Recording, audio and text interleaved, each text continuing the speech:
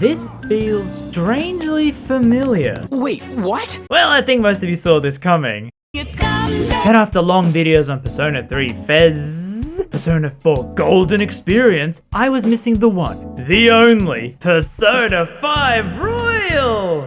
With cheese. Cheese. This game is a re-release of the original Persona 5 game, but adds in so many new things, quality of life changes, a new ending, and a new character. Wow. It's pretty much seen as the definitive way to play the game, and I did do that, streaming the entire thing when it launched, making polls with chat to see who we should talk to, probably the best streams I've ever done, so it's only fitting then for a video like this. On a game of this size, it has a runtime to match. Well, let's start the game again. Hey, didn't you record your entire first stream of the game? Why are you then playing the entire game again? Cause I got the game for free on PC, and it has mods? That's good enough for me. Well, starting up, we get an anime cutscene where the characters are throwing diamonds at each other. As we see the opening menu. How is this menu even more stylish than before? And we get given a contract to sign before even starting the game. Only those who have agreed to the above have the privilege of partaking in this game. Sign the thing. Nah, I don't really feel like it. I see. Oh, it kicks me back to the title screen. For real? Alright, fine, I'll sign the contract. You are the seal. Wait, aren't we a thief? As we get a cutscene showing us in a casino where we have to distract the guards while our very conspicuous teammates escape. Gee, I wonder who that is. And since I'm playing this on PC, 1. Wow, it looks so good! And 2. Oh my god, I'm really gonna play a turn-based JRPG with a keyboard and mouse! Well, it's the first time for everything. I changed my mind. This is horrible! Alright, time to whip out the old Persona 5 Royal Xbox controller. Actually, I don't want to dirty it. Let me use the old one.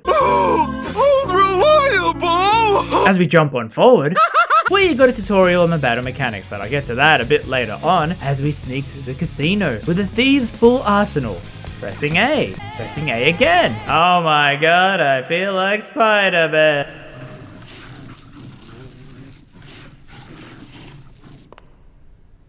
I'll end this right now.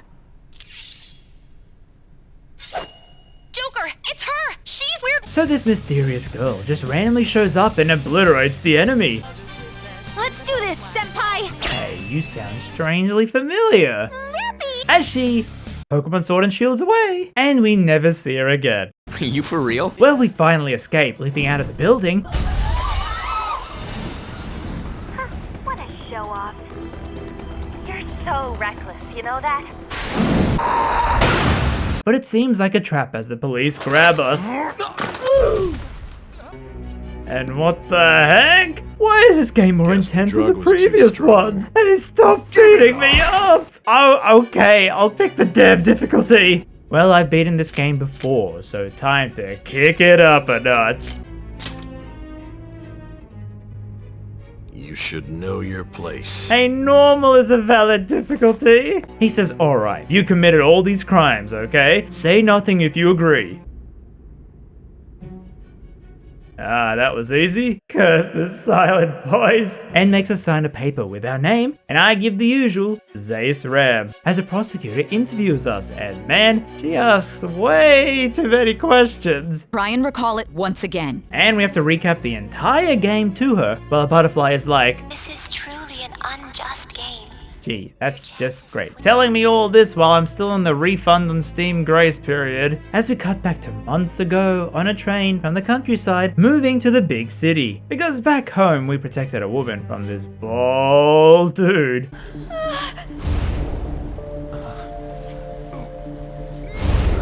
Damn brat! I'll sue! Don't worry, his case has as much standing as his remaining hair. Where we land in Shibuya, and as someone who was just there in real life, I can confirm NPCs duplicate themselves walking around. And we see a weird app on our phone. Oh man, I knew I shouldn't have had that mac and cheese from that vending machine. Cheese. Well, that was weird. Damn, app's trying to steal all my data. So we arrive in the streets where we have to find the place we'll be staying at for the next full year. Why can't I find the place? Well, it belongs in the back alley, so I should make my other deliveries first. You know, Next, I you need to take sound this package very to- familiar. I guess ex-prisoners need jobs when they get re-released. And we make it to the Cafe LeBlanc, where our caretaker Sojiro, who looks like a pimp, A what now? takes us to our room upstairs. This is your room. It's so freaking dusty here. Well, I better clean up the place, but not too much because you don't want to show you're too eager. What the heck? As we remember the fated night where we pushed the guy assaulting this woman and he actually sued us, causing us to get expelled, and we have to transfer here for a year. So like, in a year, do people back home just forget about the whole thing and we can go back? That means we got a criminal record, and so our dreams are very criminal themed. And this is the new Velvet Room, or Velvet Prison. I mean, first there was an elevator, then a limo, and now jail. I'm going to jail! Where we see the one, the only big-nosed man, Igor. Welcome to my velvet room. Jeez, all that chain smoking really did a number on his voice. And the new attendants. I'm seeing double here. This is Caroline and Justine. To your right is Caroline. To your left, Justine. Justine. It's Justine. Say it right, big nose. And they want us to play this unjust game. Haha, means. Well, time for our first day of school. Well, not really, since we are a criminal. We gotta go in on a Sunday, on Pimp Man's day off, to introduce ourselves to the faculty, where we meet the principal and our teacher. What is this feeling? Seeing her. I really should stay away. Also, seeing him is giving me a weird feeling too. So this is Kawakami, our homeroom teacher, who really hates her job. So much so that she's just zoned out until they say her name. Probably thinking about, Jeez. I mean, you two would be annoyed forced to come in on a Sunday for one student. And she gives us our ID.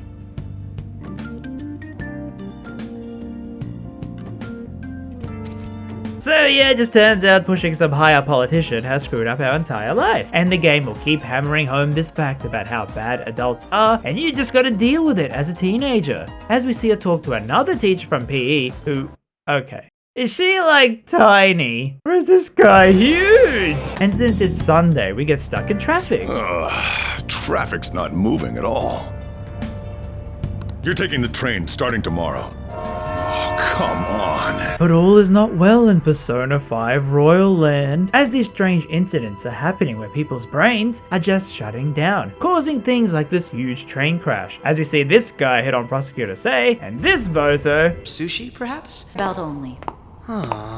And well, it's our first day of school. And what better day to get free breakfast? Aw, thanks Daddy Sojiro. Curry for breakfast? Disgusting. But not before experiencing authentic Japanese life by getting lost in the train station. And more surreal to me since I literally visited these places and can confirm, why is this place so hard to get around? Huh, interesting ad. So after we leave the train, it starts to rain, but we better not complain because we meet a main character who makes anime noises at us.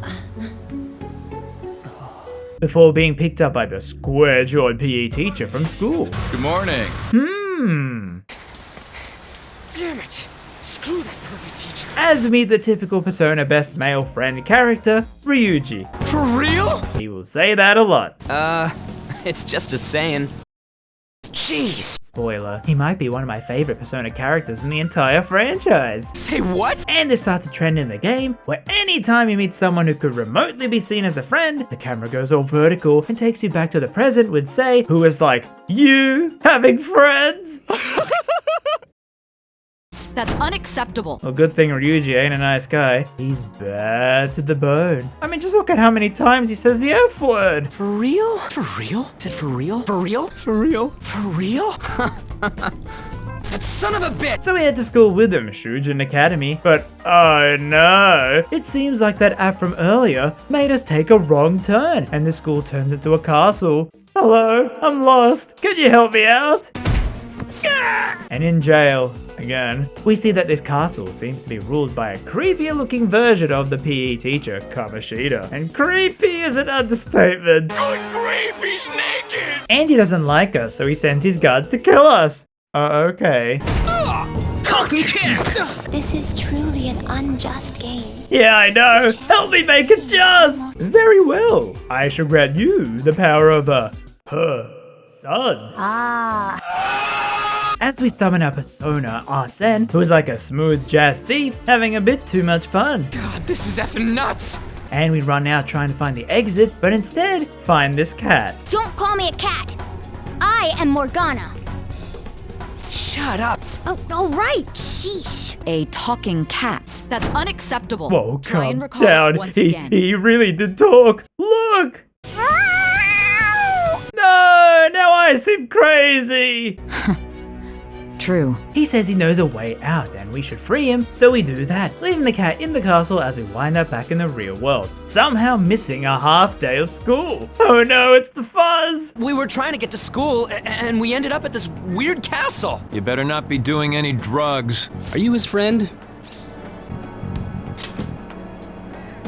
Don't lie like that. Tell him what happened. And we meet old Squarejaw, but it seems that creepier version of him is different. So this one doesn't remember us seeing him in that castle. Is that supposed to be a joke? I'm not laughing. Well, time for the actual first day of school, where we have a teacher who hates her job, and students. Everyone, please Boy, rise. this sure seems like a nice school. And after class, she's like, so people are saying you're hanging out with that Ryuji kid. Don't. He's like a troublemaker who dyes his hair blonde. And as we all know, I always avoid blondes in JRPGs. Is that supposed to be a joke? But Ryuji is like the only person who believes us, since he was there, and sort of becomes our friend, and everyone in the school is like, dang, those troublemakers. I heard that new kid has a knife. He has a criminal record. I heard he stole Pizza Hut mac and cheese from the store in an armed robbery attempt. Hey, that's a half-truth. I took it from the dumpster. Man, maybe that explains the talking cat.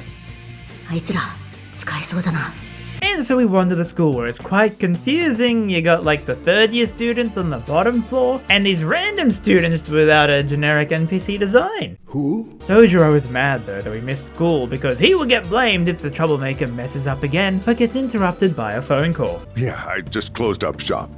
I'll head over in half an hour, as promised. Wow, he's such a pimp. That surely is his girlfriend and not his daughter, changing the implications of the dialogue when you replay the game. Look, it's actually very wholesome if you assume it's his daughter on the line. Yep, I'm leaving now. I told you, he's a part-timer. And we dream, getting sent back to the very sus Igor. First off, let us celebrate reunion. I mean, why does he sound so different? Before he was like, You must be made aware of power. and now he's like, Powers. oh, okay, it's definitely the same guy. He says that app is a gift from a powerful creator. Have you come to appreciate the Metaverse Navigator? The Metaverse Navigator is a gift from our master. You better take care in using it, inmate. That was a strange dream. Fates and awakening? But now we see the students get mad jelly. You mean that one with the red ribbon? I guess so. She's so thin. It's not fair. I've got my hair in a ponytail too. Okay, and what's that got to do with being thin? And on the train, she gives her seat up for an old lady, but... Wow, what speed.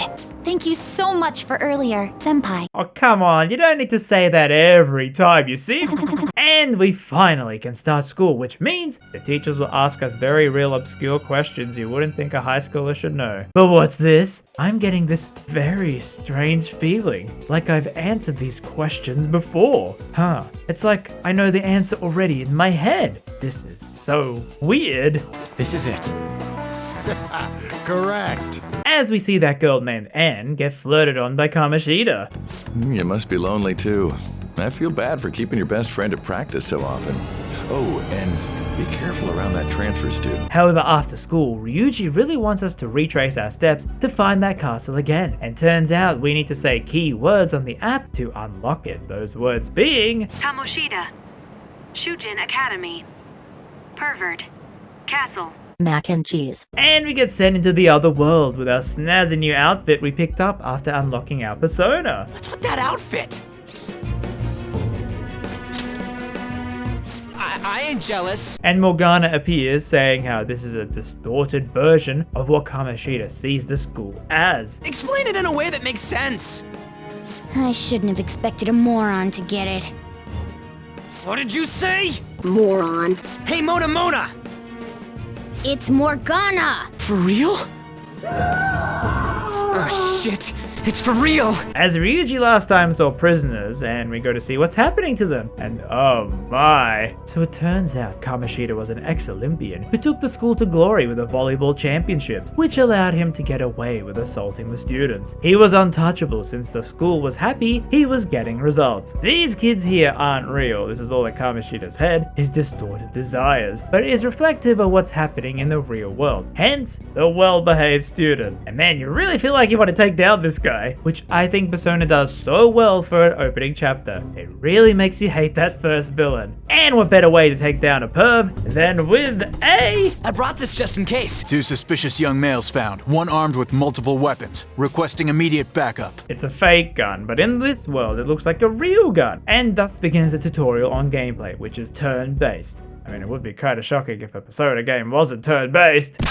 Who the heck are you? And so you gotta sneak around the castle, not alerting guards, and ambushing enemies by attacking them from behind, which spawns you in this battle arena. And it's the usual, you gotta use your personas to get elemental weaknesses on the enemies to knock them down. That, and we also have a gun, which is limited to 1 use per battle, but like...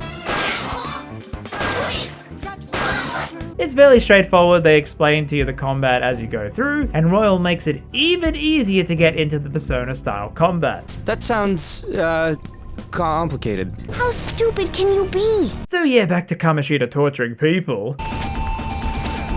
But as we escape, Kamoshida finds us and reveals how he was the one who broke Ryuji's leg and got him kicked off the track team, pretty much screwing over his life. And holy moly, you will pay! Oh, Ryuji seems to have it covered. With Best Boy revealing his... What's up, Persona? And now we have 3 party members. Oh yeah. Morgana can fight. He has a JoJo-looking persona. He uses healing and wind attacks. Yeah, I forgot to mention that. And we win, but Kamoshida goes, I know how to win this battle, and brings out a fake Anne. This version is how he sees her, and it seems to work on Morgana. What a meow, No time for that, you horny cat. I don't remember changing into this. Should I be happy about that? Then again... It ain't as bad as yours. So it turns out Morgana had another reason for freeing us to help him find where his human body is. Because he truly, and I mean truly, believes he ain't a cat. But since he is a cat, we can just leave him here. Oh, hell no! Get back here! So we talk to Ryuji and become best friends, which in Persona terms means he's very valuable to us, forming the confidant links. Not social links. Was there really a need to change it from the last game wording? It pretty much means you want to make friends in this game since you can't in real life to then make stronger personas. But this makes Sei very angry. A criminal like you having more friends than her? That's unacceptable. And so what should we do, new best friend? Meat man. Hey wait, is it a bit soon for... Meat Man! And we tell him how we got sued by a bald man. What? Not so loud. But just hearing your story makes me angry. Hey, I'm trying to eat lunch here. Oh, my bad.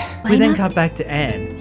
Don't worry. Man, did they just extend her neck in this game? She looks like a dang giraffe! Who was talking to her best friend Shiho, who was on the volleyball team, probably not getting treated well by Kamoshida, just like that very well-behaved student.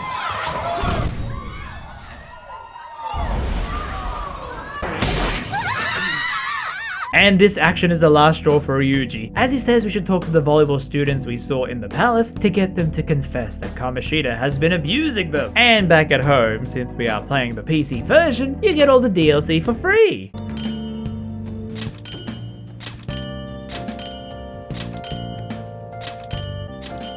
Alright already! And we get another dream about Igor, who really makes his stance on some important topics. Thoughts, feet.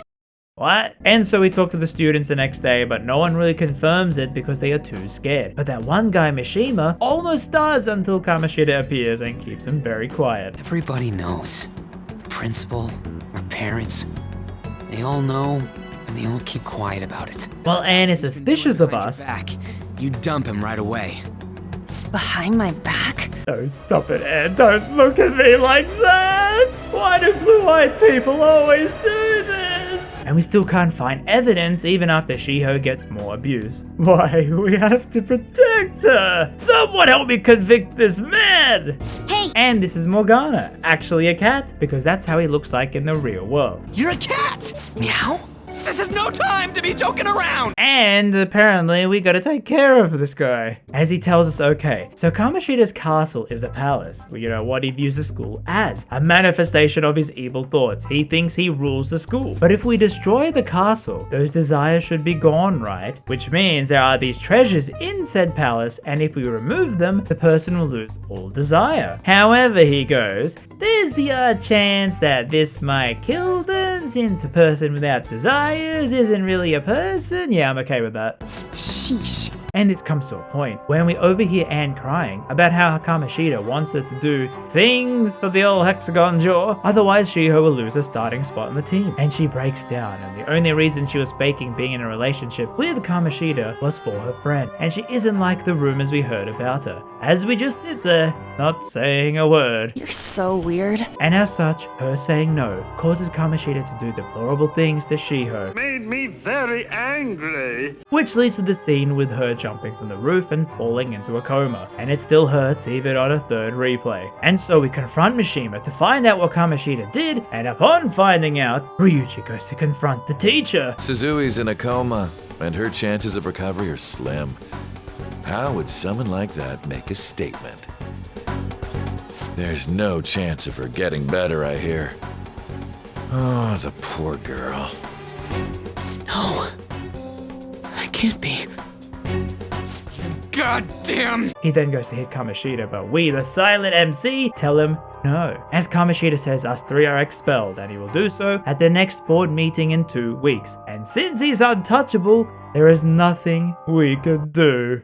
Unless we, in that time, go into his palace to steal his treasure and get him to confess to his crimes. However, Anne overhears this part, but Ryuji tells her to go away, mostly to protect her. I hope she doesn't do anything too crazy.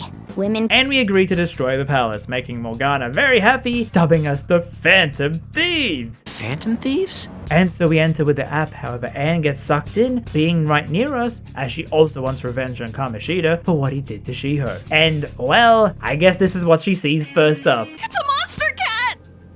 Monster? The trio push her back out of this world, which, is there a boundary? They just push her out into the real world? You know, she could just come back in right easily, right? For real? And Morgana says, okay, we need code names, calling us the Joker. So, why is he Joker? Because Trump. And Ryuji will be Skull, and Morgana, Mona.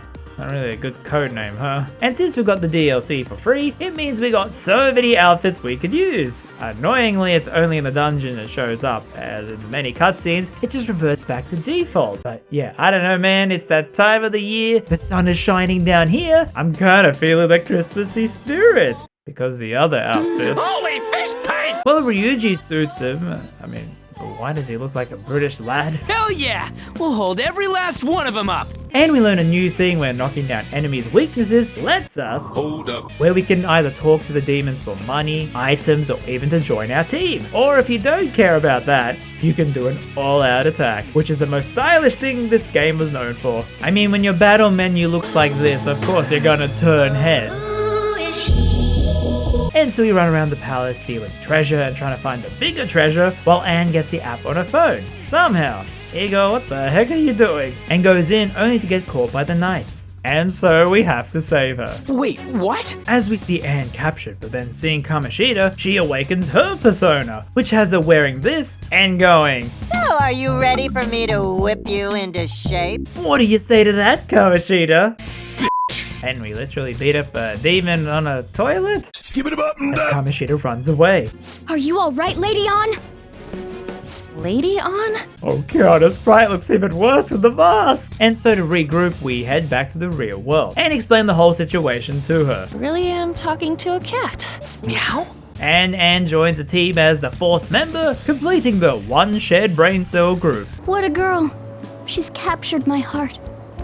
dude. And we head home where Mona is so loud and meowing. Sojiro hears it, but who can stay mad at cats? And says fine, maybe taking care of a cat might help straighten you out. Well, Mona's like, okay, thank you for keeping me. I'll tell you how to make lockpicks. Making it cut back to Sei, who says, someone, and I mean some person, must have given you tools to do all the thieving. Would you believe me if I said it was a cat? That's unacceptable. Whoa. Trump. And thus begins our life living with a cat. I can't relate, but okay, it seems really fun. Now we got this many days to steal Kamoshida's treasure, and in the school time we can do things like to increase our stats, either by making new friends or leveling up these 5 bars. Points on the stars, because you know, we gotta be stylish with everything. Which lets you progress more in the game, i.e. at your current level you can't dodge this, but if you're maxed out, so we first need someone to sell us healing medicine, being the back alley quack. Doc, I need medicine stat! In a case like yours, it's usually just due to stress. They always say it's stress. I'm not stressed, okay? I live in a coffee shop, it's just the nerves, okay? We meet this guy on the streets telling us, everyone, wake up! Wake up. We see some creepy NPC tourists and meet the gun guy Iwai, who can sell us weapons. You got the guts for it, of course. I hope his Glocks work better than his transition animations. What? And it's cool how when you upgrade the weapons, it lets you sell the old ones you have equipped so easily. This game really feels like a culmination of all the quality of life features needed for Persona 3 and 4. For example, you now have an assist button, which is when you're connected online, it will tell you what other things people did on that day. But also it says which confidants are available to talk to, a feature I had to actually mod into Persona 4 to make it more manageable. So I'm very glad it's already here. And we head to school every day, still try to avoid Kamoshida, but it's kinda hard with a jaw that big. Where he's... Yeah, I sure hope you didn't do anything to her. Senpai. Well, Kawakami says, That girl outside the office? You didn't make a pass at her, did you? Uh-huh. Maybe you're just naturally drawn to athletes? Sorry, bad joke. Hey, it's better than being drawn to maids, right? Uh-huh. So we enter the palace again, trying to find Kamoshida's treasure, not even knowing what it could be. And man, I gotta say, Persona 5's music...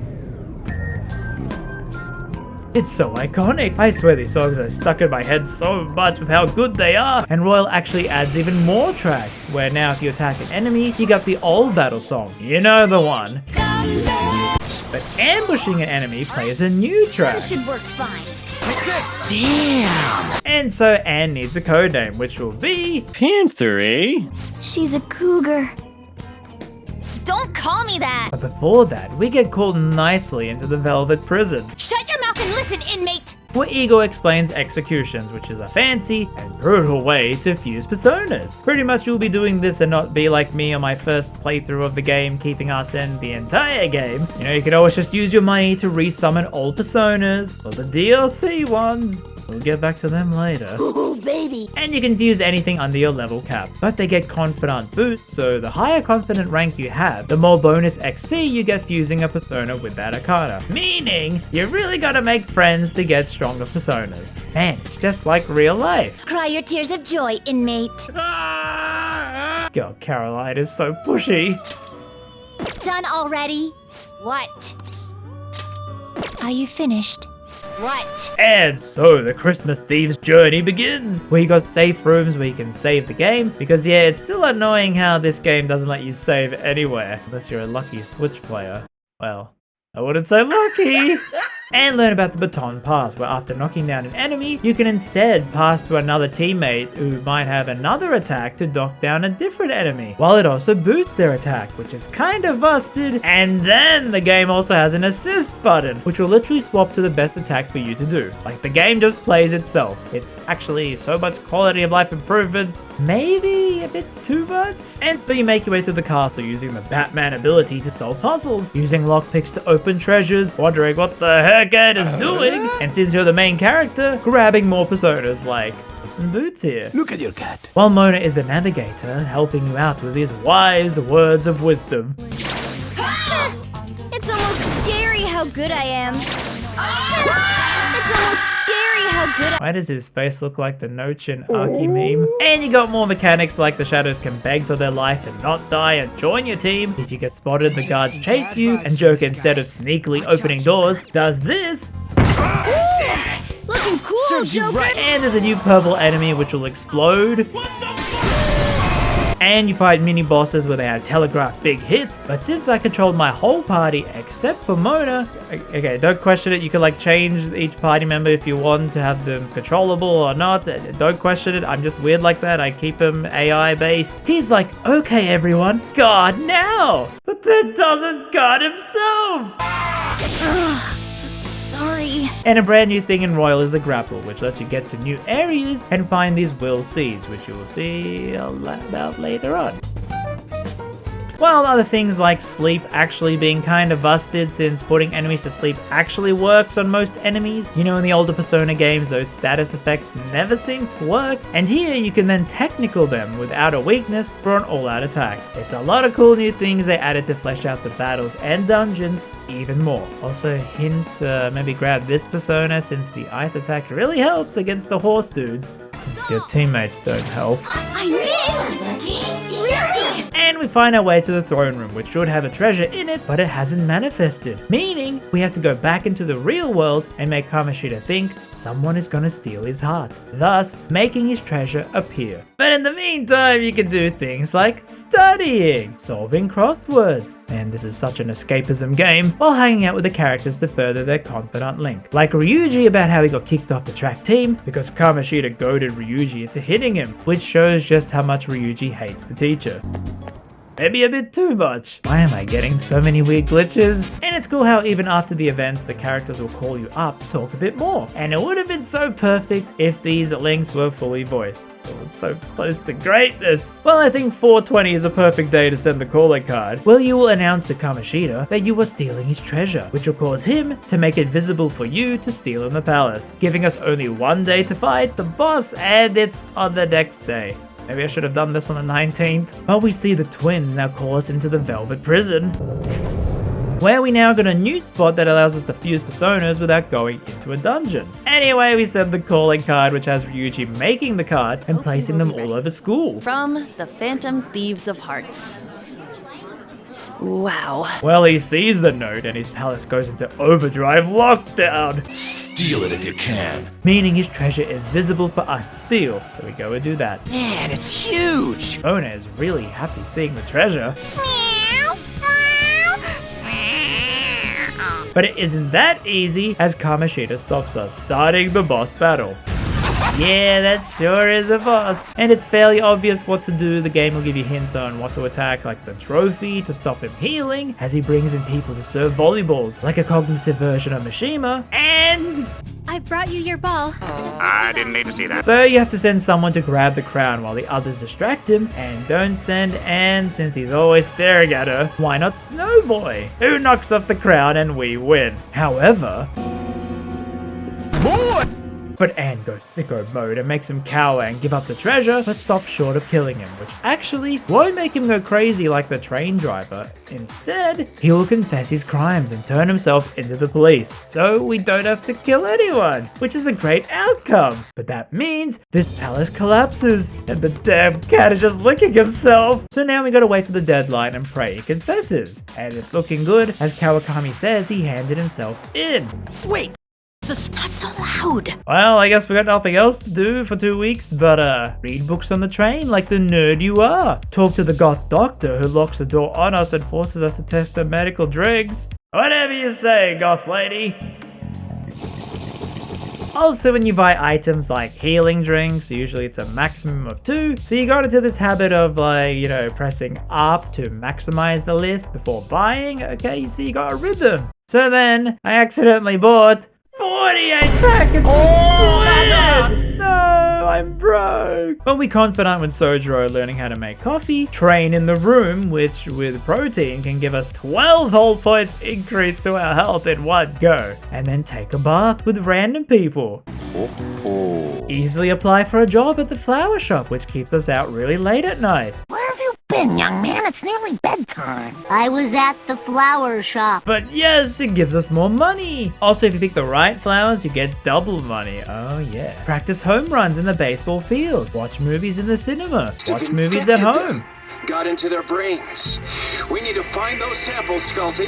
Fast. Clean dirty armor in the laundry. All these things that take up your time because it's always split into these segments where you get one thing to do after school and then another thing in the evening. So you always got to be picky and choosy on what things you can do if you want to maximize your stats, if you want to talk to people, if you want to be an actual teenager. And finally, on the 2nd of May, Kamoshida announces his crimes and turns himself into the police, much to the shock of everyone that these mysterious phantom thieves that announced themselves actually made him confess his crimes. So yeah, our work is done. It's like we defeated Kamoshida without laying a finger on him. You destroyed that guy without even touching him. Takamaki-san, I'm sorry. Huh? We all knew, but we pretended we didn't. Takamaki-san! Why did you pronounce it completely differently? And now we got a gold medal, which was his treasure, and Anna's life. I just believe fate's. Holy shit. And that we should go to sell it for money, where Anne wants Ryuji to pay her back for a loan in middle school, because yeah, they actually went to middle school together. Compounded interest? Interest my ass! Hey, why did Ryuji even borrow that much money from Anne back then? Such a good boy. And we hear the fallout on Kamoshida. It was scary, but I'm relieved that the abuse is finally going to end now. Sei also randomly visits our cafe going, how the heck does someone change their heart that quick? What do you think, Sojiro? It's none of my concern. Okay, then what about you, kid? You seem to go to the same school as Kamoshida, you know? Hey, I have nothing to say to you, prosecutor. And now we finally get the money, selling the medal to the gun guy who gives us a gun to hide from the cops. Totally not suspicious. And yes, food! So good. Nani? This place has a time limit! Oh crap! We only got an hour to eat! Just 50 minutes left. I need to eat my way through the entire dessert menu! Look after our stuff. We'll snag something for you guys too, don't worry. Oh man, God melts in my mouth. Seriously? Only meat? Now where should I start? And she's all about the cake. So happy! Hey, calories. Oh yeah. Shut up! I'll never get the chance to do this again! No wonder Lady An chose this place. And where's our share? I didn't really know what you'd want, so I just grabbed you some beans. Beans? There were some pretty bizarre things there too, so we got you a variety of those. Fried bananas, preserved eggs, and some kind of beans. More beans? Oh, it's like a meaty explosion in my mouth. Oh yeah? Oh, this part's cream cheese. Cheese. They're not even listening. And the blonde idiots didn't get us any food, so we gotta go grab it when Mona is like, holy moly, look at all this food! Giant sweet. I got distracted. As we overhear how the adults look down on us riffraff being in this restaurant. But we also got fans now with the fan side of the Phantom Thieves. Meaning, hey, we should keep doing this. Changing the hearts of shitty adults. I mean, we can't really get caught. And we get to help people out. And so we should name our new group Yohado. I feel like another version of me has done that. How about the Mac and Thieves? Oh, that's great. Nah, it's too on the nose. Better stick with the food talk. Is that the cheese? Yeah. But that was a lot of food and we throw up. Was it worth it, Ryuji? Are you some kind of moron? Hey, same goes for you. But on the floor of the bathroom, we get pushed away by the lackeys of the bald guy. Yes, the same guy who just bosses his way around. What the hell? What took you so long? Why are you all pissy? Sorry. I had a run-in with some woman a second ago. She bumped into me, but then said it was all my fault when she dropped her plate. Sounds like a real bit. Man, I love the banter with these four so much. They really feel like good friends. And the game cuts back to Sei, who's like, honestly speaking, that all sounds absurd. It's hard to believe that this is even worth listening to. These two other accomplices, besides this talking cat thing that appeared in your story. From what you've been telling me, they're students at the same school, aren't they? Perhaps. Perhaps? don't take me for a fool. Saying how the next guy we targeted was some weird artist, because we want to target these bigwigs to get more fans and recognition so the adults will notice us. Man, sounds like a YouTuber chasing bigger and bigger trends to get more views. Hey, wasn't there that one guy called Mr. Oh my god, his videos are real! But in true Mr. Beast fashion, we have merch! Yes, you know the iconic line from Persona 5. No complaining. And how her long neck looks like a giraffe in the new sprites. I made shirts for that way back when, and it's back in stock for a limited time till the end of this year. After that, it will be gone forever. It's the last final chance, and what better way than on this video? And that's not all, because I'm bringing back the Cheese Ramona shirt. Yes, the channel mascot with the limited shirt also ending this year. Also not just shirts, but stickers and whatever else I could put it on. It's the final chance to get some really cool designs that I made, and this will be the last time forever, so bye now, okay, bye, okay, yep, you better do it. No complaining. Well, we head back home and suddenly get a new feature announcement. We have the, Thieves' Den? What type of stupid, oh my god, it's fully decked out! And we meet... Surprise! This is Jose, or Jose?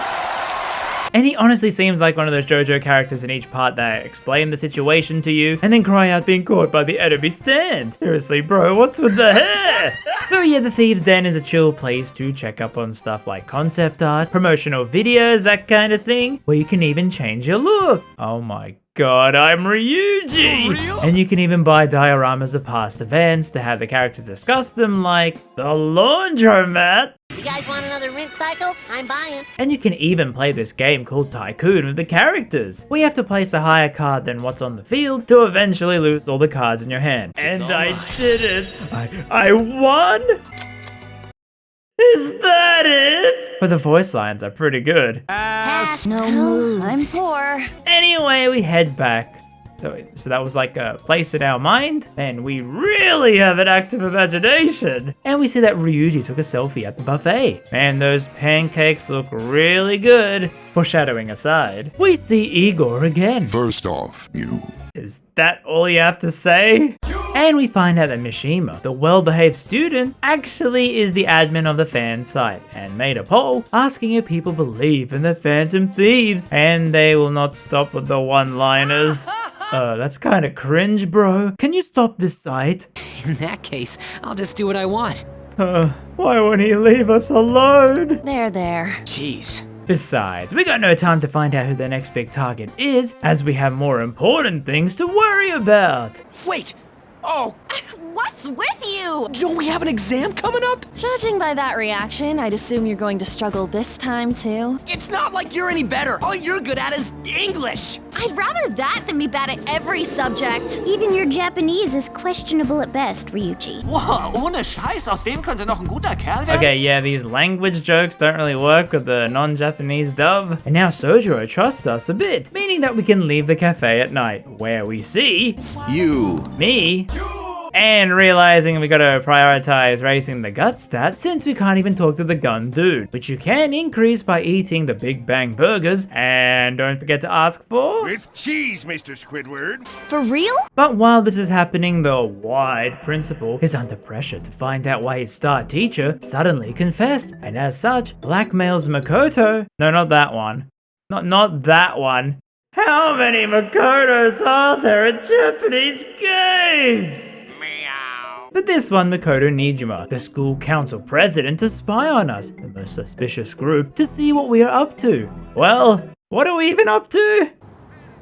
None of these posts are any good. And Makoto sees us asking these questions. Horseplay. So in her anger, she closes off the school roof. And as someone who never had a student council at their school, they can do that? So we need a new hideout. Why not the Thieves' Den? No? I shouldn't have expected a moron to get it. But now a new core aspect of the game opens up to us. Mementos! Mementos.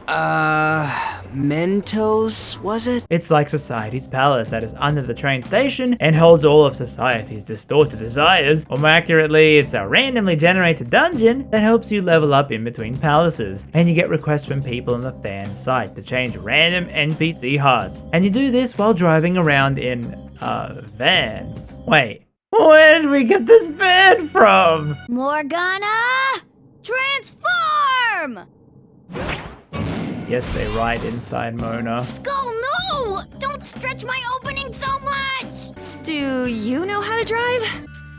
I guess we'll see.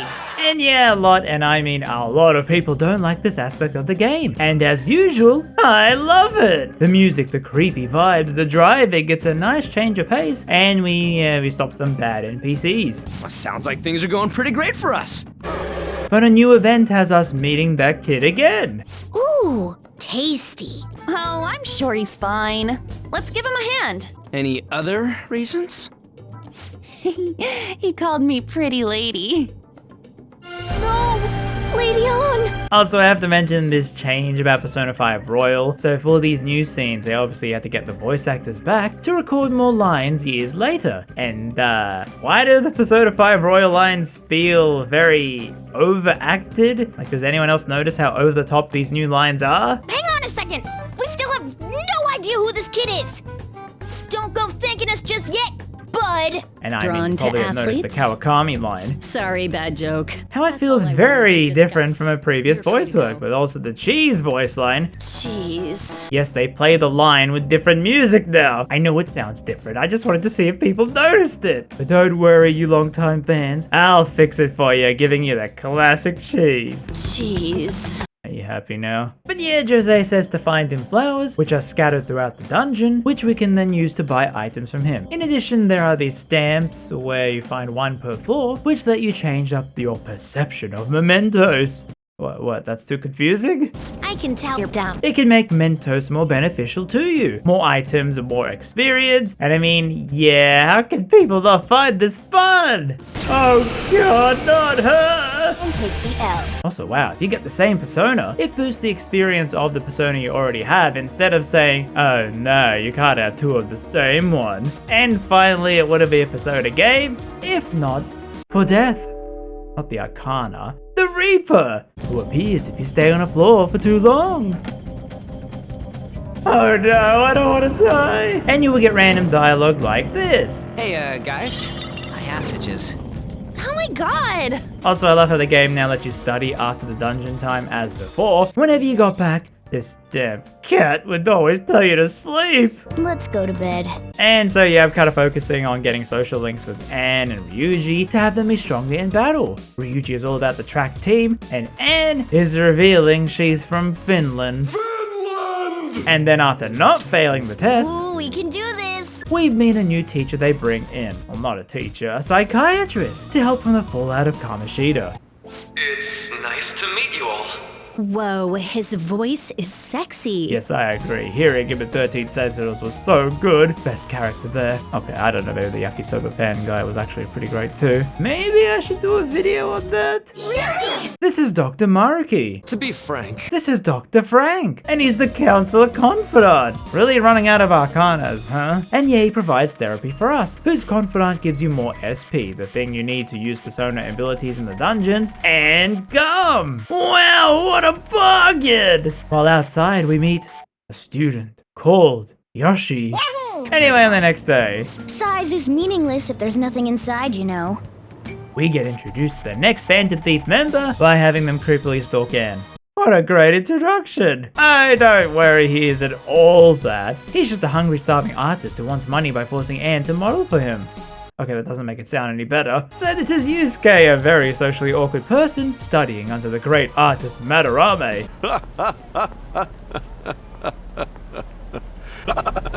Okay.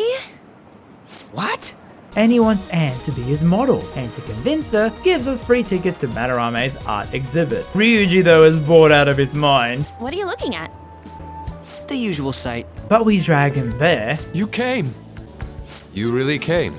and see that Madarame is a popular artist, revealing what type of art he drew to get popular. Atelier. Rise art. I'm getting crushed. And it's weird how Madarame has suddenly excelled at all these different art styles. So heading back, we discussed things in our new hideout, a very public exposed walkway in the world's busiest train station. How stupid can you be? And we see posts online bad-mouthing Madarame that he plagiarizes art, abuses students, and most shockingly, uses AI to generate all those famous artworks. So we pretend to accept the modeling job for Anne and head to Yusuke's house where he lives with Madarame, as he was adopted by him. Chloe! Again!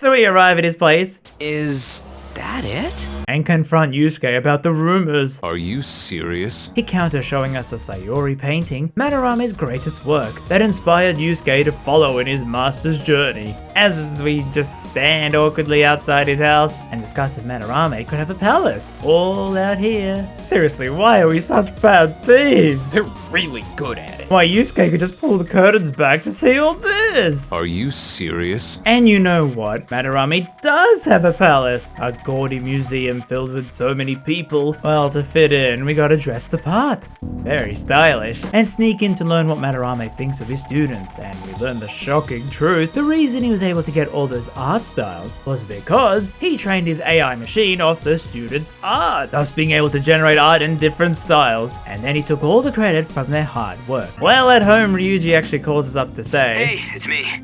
Don't tell Ann I called you, by the way. Seriously. Well, see you tomorrow."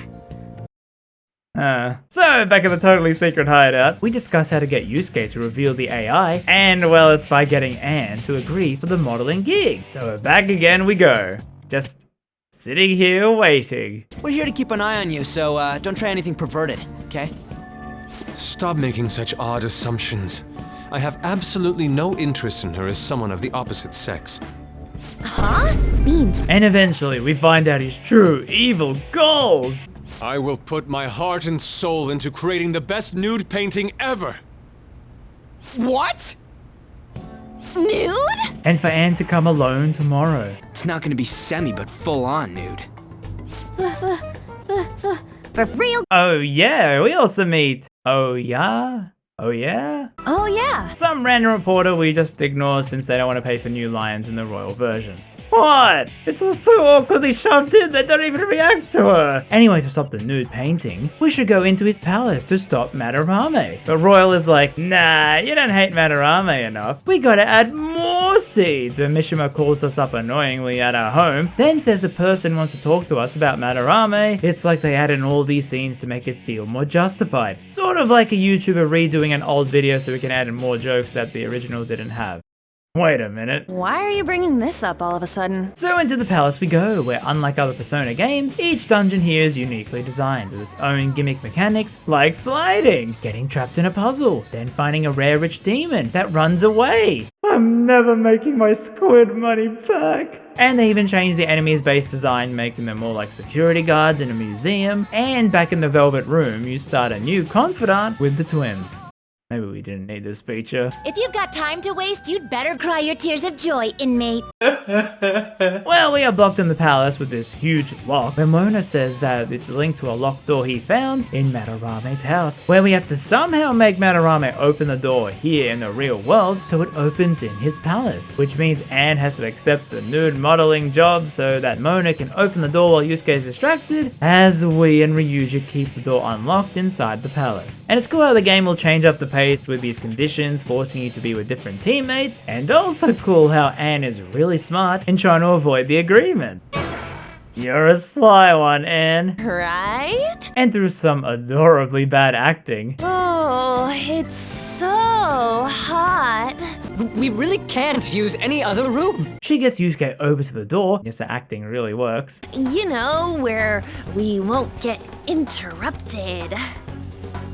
Is he really going to buy more beans? But oh no, Madarame comes home and sees that the door is unlocked, with Anne needing him to confirm that he can see the door is open. And yes, the locked door is open in the dungeon, letting us and Ryuji reach the checkpoint. However, back in the room, they see that it has a whole bunch of Sayori paintings. Madarame not being able to dodge the questions, with most hilariously smug sprite, says how he's struggling with his own art after the original Sayori was stolen, so he asked his students to make art for him, so he can sell them to keep the business running, you know, to keep his prestige up. Mona, however, is wise to this nonsense and finds the real Sayori not stolen at all. Yes, the real one that kept Yusuke going. And after seeing through his master's lies and Madarame calling security, a cat! Yusuke runs off with Anne and Mona, accidentally falling into the palace. Will you let go already? Oh no! I didn't mean to push him so hard. Are you okay? Wake up! I'm reporting you to the police. And we see the Shadow Madarame, who is so evil, his hair defies gravity. He reveals his plan. He made all the AI art for money. Art is nothing but a tool to gain money and fame. Yes, he never cared about the creative process, just the money and fame. This angers Yusuke, the man who saved them, took him in, painted Sayori, saying all this. It awakens his persona. And we battle the security while Madarame flees. Yusuke says that Madarame looked after him and his mother until she died, and that affection is why he denied all the art stealing, even though deep down he knew it was true. But after telling him we are the head empty group, he begs us to join, to change Madarame, to make him confess his crimes, and yep, now we got this socially awkward boy on the team. By the way, what is this? Huh? A cat. But it's talking. Meow? Meow?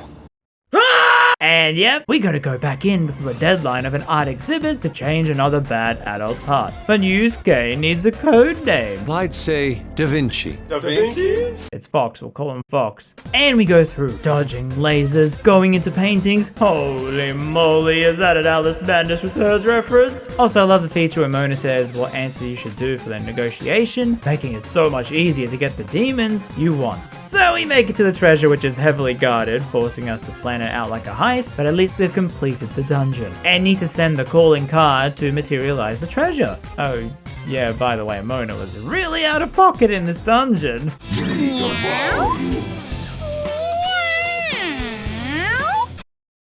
Let's discuss this with our fists. And in the Velvet Room, they have another feature where you can turn personas into cards with the electric chair. Why are they so violent? You need this feature to progress the twins' confidant, as you have to show them personas with specific moves, so the card maker helps with that. And they also have this other feature being fighting challenges for a high score, with one being the Sleepy Persona 3 main character. And then Chad, you? Oh god, you're so strong. Man, wouldn't it be cool if they had a game together? And so we go and send the card, with Yusuke helping to design the new logo. And yes, I didn't realize the entire time, the Phantom Thieves logo had a mask under it. I thought it was just a top hat on top of flames. Why didn't someone tell me? So his treasure is real. We go in like a heist to steal it, but it turns out the painting was a fake, as he knew we were coming. And the real treasure is the painting of Sayori, the real one, showing a baby. And Madarame says how it was actually Yusuke's mother who painted it, and the reason Madarame, scribbled over it was to sell it with some mystery. Why is she making this expression? Adding more value to it. And then to enrage us some more, says Yusuke's mother had a seizure in front of him and he just let her die, so he could steal her artwork and adopt baby Yusuke, who he assumed would have similar artistic talent when he grew up. It makes me laugh, asshole! And so he transforms into the boss fight. We gotta defeat the parts at the same time, but some of them heal with magic, so you gotta use physical attacks before he brings out some clones with elemental weaknesses. I'm sure it's fun. Not enough. Get up! Thank God he can start again from the fight. So we win. Recognizable brands. Silence, brand. And Yusuke makes Madarame say, okay, I'll confess to the real world. However, Madarame asks, what about that other person? The one in the black mask. It seems like someone else wearing a black mask visited this palace and contacted Madarame. But we know nothing of this and escape with the treasure, which is the real Sayori. And it's just all out in the open, in front of everyone at the station. And the English gibberish on the background with the low poly cards.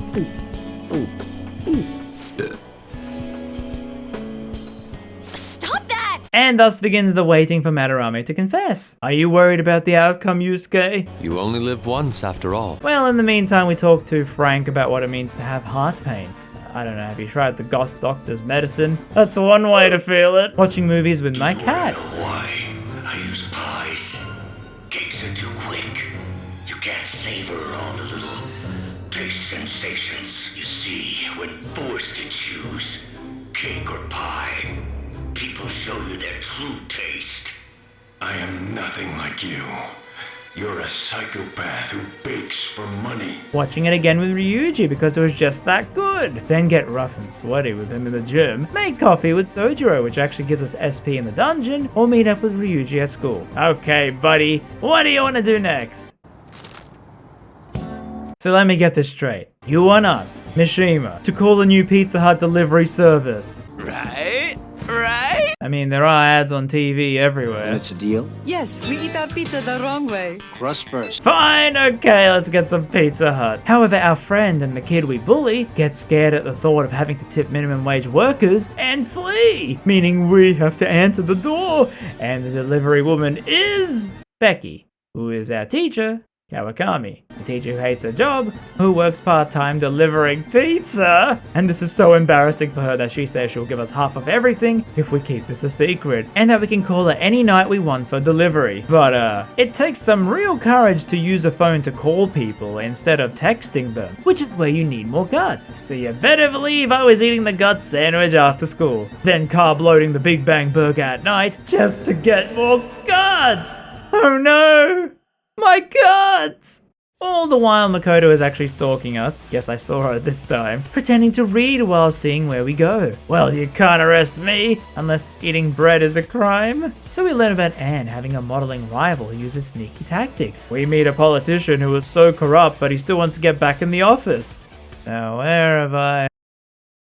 And Kawakami the next day talked about Sir Arthur Conan Doyle, how Sherlock Holmes is copyrighted. So the author of Arsène Lupin named his detective Sherlock Holmes. Oh no, not an Ace Attorney reference. Down, crazy viewers. I moved all the Ace Attorney content to the other channel. Go there if you want the silly lawyer videos. And we get new hangout spots like going to Harajuku with Anne, Ryuji, and Mona, and Mishima. And then on the 30th, we are tasked with cleaning up the park for school. Such a nice day out that even the weather seems to be mocking us.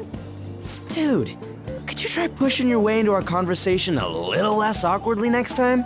May I have the cap on that bottle? No, stay away from him. Also, yeah, it's kind of weird how in Royal they add the scene showing the characters who you'll join with later on so early in the game. I actually preferred it when it was hidden. It's like a surprise who's going to join you, so you don't judge them beforehand, like Yusuke, which was a surprise. So yeah, it's for fans of her to see her more early on, but if you're a viewer who's never played Persona 5, don't worry about it. Worry about this guy trying to be cool. What the... And we meet here Yoshi, who earlier we saved from a creep, and she's like, wow, okay, you're not as bad as people say. Were all the crimes I'd heard? Burglary, murder, and elephant tusk trafficking, was it? Even I can tell you're joking. I believe you already learned from our meeting at school that my...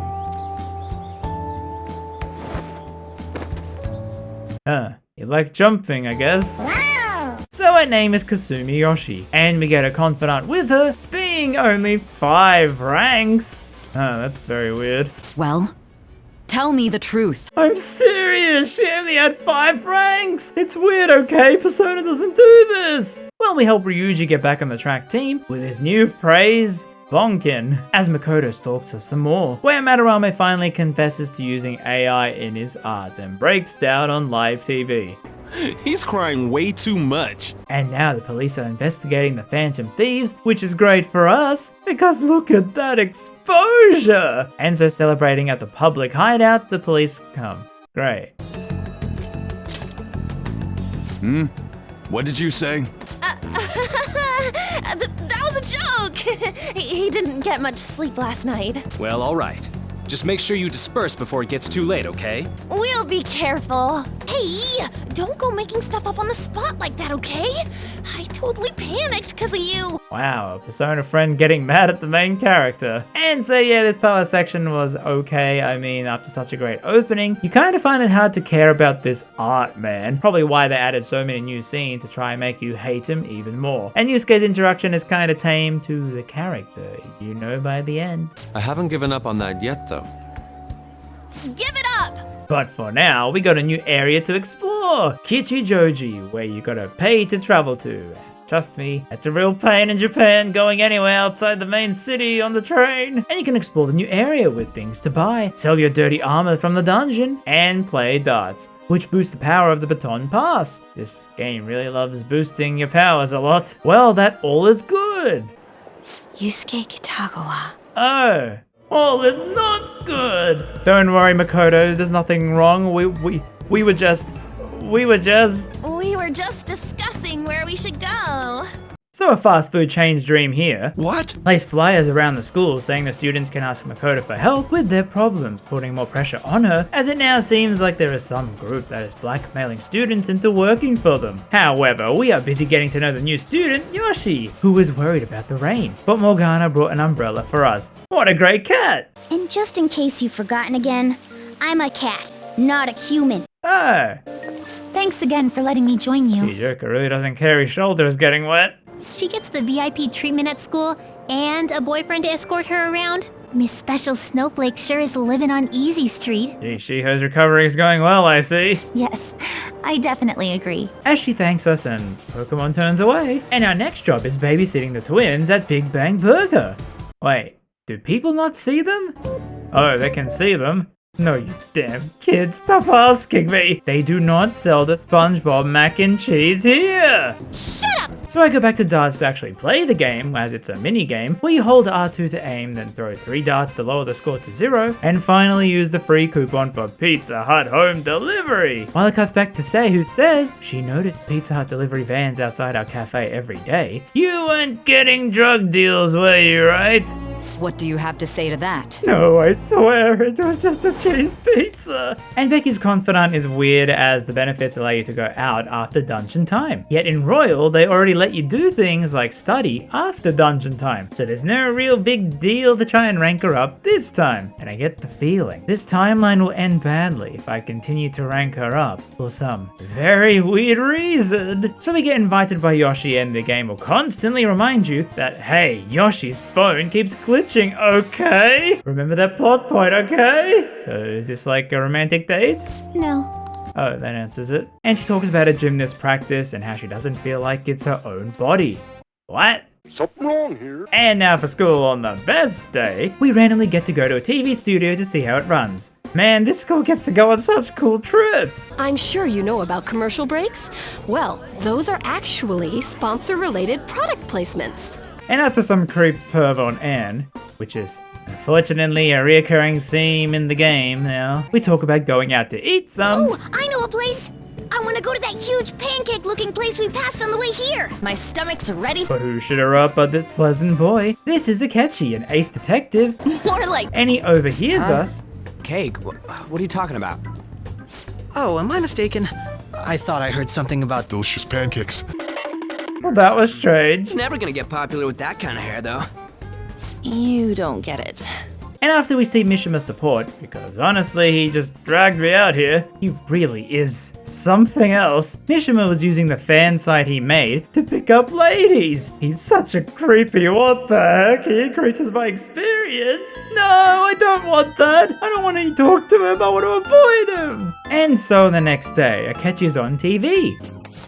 Hello there. Hello there. Saying how the Phantom Thieves are evil, and then he tries to befriend us. To paraphrase Hegel. Hey, get out of here, Pascal. And the next day, Ryuji is mad that everyone hates the Phantom Thieves. If someone else could help him, we wouldn't be doing stuff as the Phantom Thieves to start with. Ow! You're being way too loud. Hey, you're really just gonna keep eating and eating and eating and eating and eating those things all by yourself? Give me some! The hell? So Makoto tries to target us as suspects, which causes Anne to hit out saying, "You on the student council, you should have known about the abuse." And we slowly see all this hate building up on Makoto. All this expectations on her by the school, and her sister, who both lost their parents, as Sei has to fight so hard to make her way in society. But more importantly, Yusuke is hopeless. That's normal for an artist who lives off commissions, so we offer to take him in. Hello! A girl too? Anchan, huh? It's a nice name. You got a boyfriend? Why are JRPG old men so horny? I'm hot. And also the damn cats! This is all that effing Akechi's fault! Yes, I knew it was all his fault! And as Yusuke is about to die from hunger, we quickly grab some food to feed him. Oh, I can't eat another bite. While on the rich side of town... This tastes a bit bland. You're probably lacking sodium. Right now, you're useless to me. All you do is eat. And we learn what Mona really thinks of Anne. I'm sure you'll make a wonderful bride And Ryuji's backstory is how his dad left his mom and he now has to look after her. Yes, I know. Oh, you're such a good boy. And we finally tell our story to everyone about the bald guy suing us and how he's some big shot politician. So to make us feel better, Yusuke and Ryuji get naked in a bath with us. Nude? It's freaking hot! How much do you have to add until you're satisfied, Gramps? I can't stand it anymore! Anyway, after calling the goth doctor to the park and Sojiro kicking out Yusuke for eating too much from the fridge, we get called into Makoto's office. If someone else could help him, we wouldn't be doing stuff as the Phantom Thieves to start with. God damn it, Ryuji. Wait, he's calling me right now. Hey, where you at? Taking a leak? Let's meet up at the usual spot to hold our Phantom Thieves meeting. God damn it, Ryuji. She says she knows we are the Phantom Thieves and to call the others to the rooftop where she drops the bombshell. A mafia boss.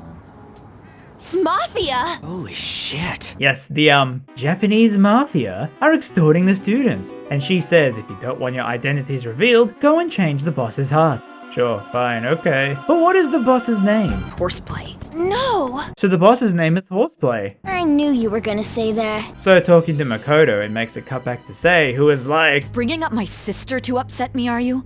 It seems there's no limit to your duplicity.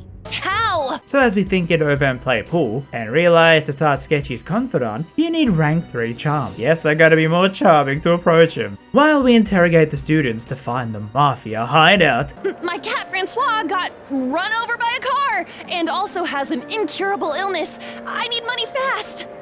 That's not convincing at all. And it turns out the mafia have been using the students to smuggle New York pizza into Japan. Yes, it's a lucrative industry. You see how cutthroat it is when Pizza Hut has to whip out the 30-year-old maids. I knew you were gonna say that. Seriously, it's so like you. She fell asleep, you lazy delivery lady. That's it.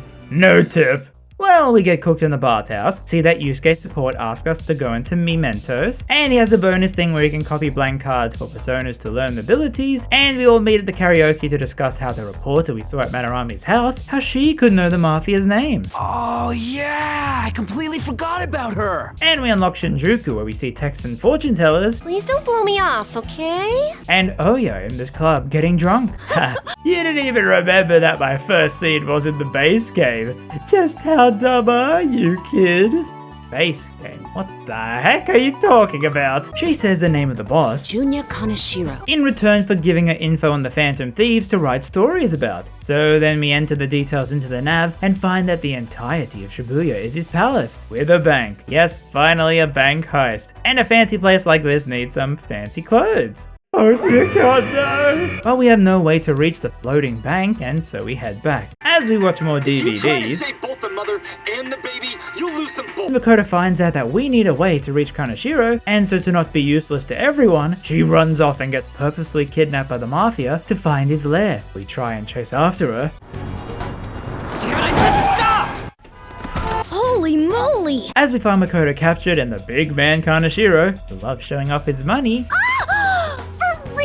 For real. And he makes us pay a debt of 3 million yen or he will blackmail us. Makoto is then sorry for dragging us all in, so we're like, okay, just come with us, we'll go change his heart together, leading to another amazing JRPG face. as Makoto sees in this world with a very normal reaction. A monster cat? I knew you were gonna say that. For real? And since Makoto is technically Kanashiro's customer, a ramp comes down so we can enter the bank. And we speak to Shadow Kanashiro, who literally just got a mustache and... Is that one purple? And he says how if Makoto doesn't pay up, he will own her sister. So this gets through to Makoto. I've been listening to you go on and on and on. Wow, nice! And she awakens her persona. A persona? No, dude. That's a bike? And she's notable in that she's a proper healer apart from Mona. Damn. Man. As we escape to regroup on the exposed public walkway. But tomorrow we will fight in the dungeon. But for now, it's nap time.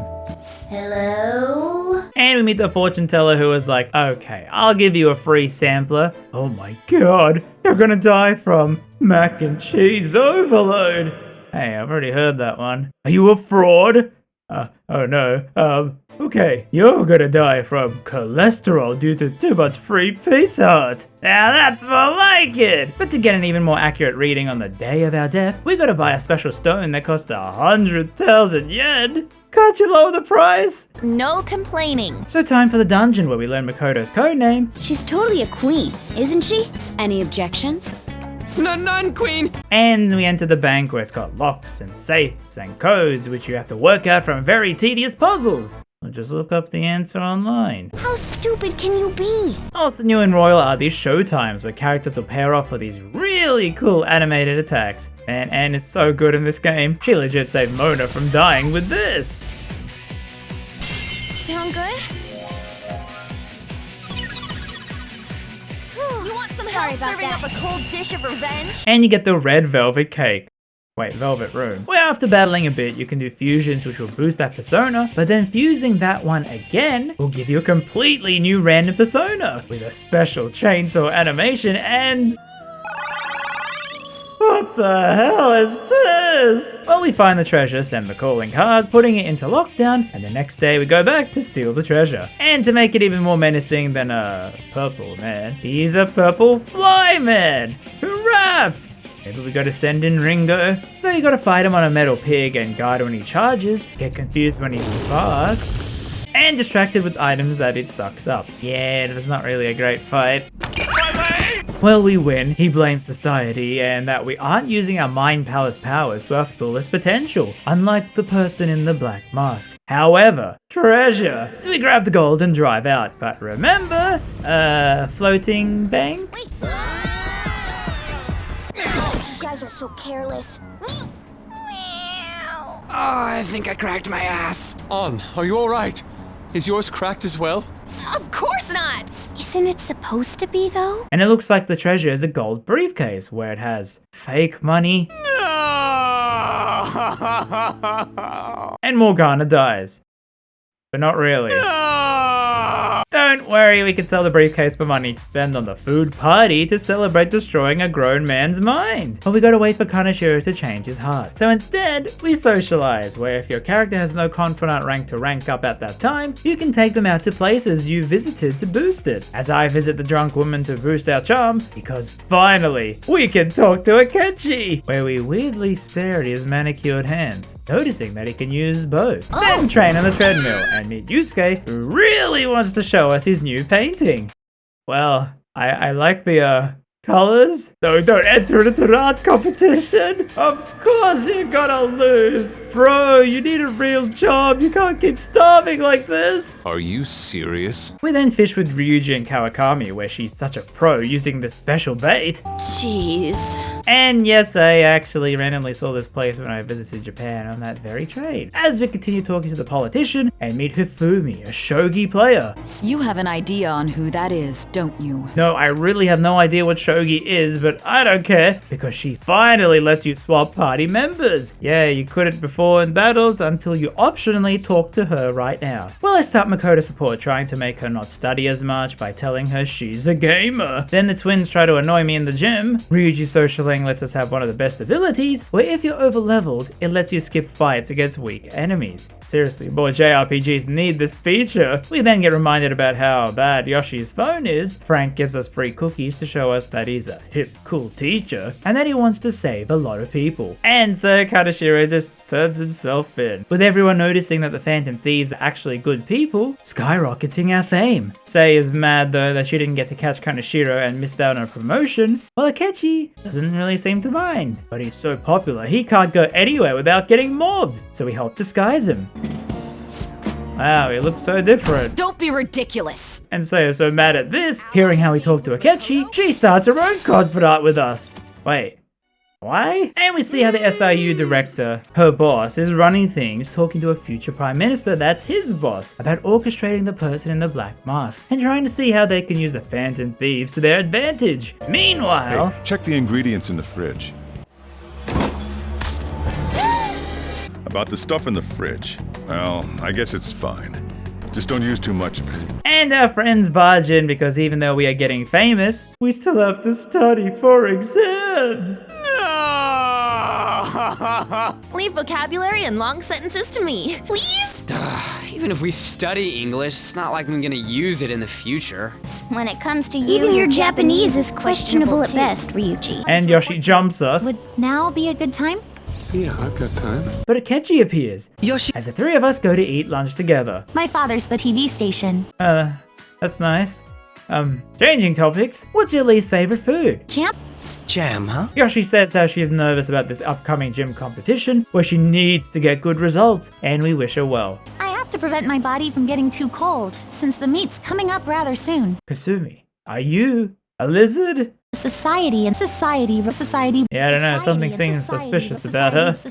Well, time for the test, and it's so worrying. How will I do well in this Japanese test? I got in the top 10. Man, Japanese is so easy. But on the exam day, Frank is like, hey, let me talk to you. You always think, I have to help this person so that... Bro, I just finished 4 days of exams. Let me go home. Ryuji and Yusuke then form their own Showtime attack.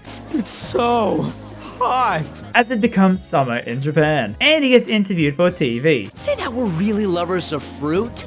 No, in time. That was truly cringeworthy. Then going home, we see Yoshi looking sad. Same here. I needed to give myself a pep talk. It's Chelsea. I know. And she reveals her backstory.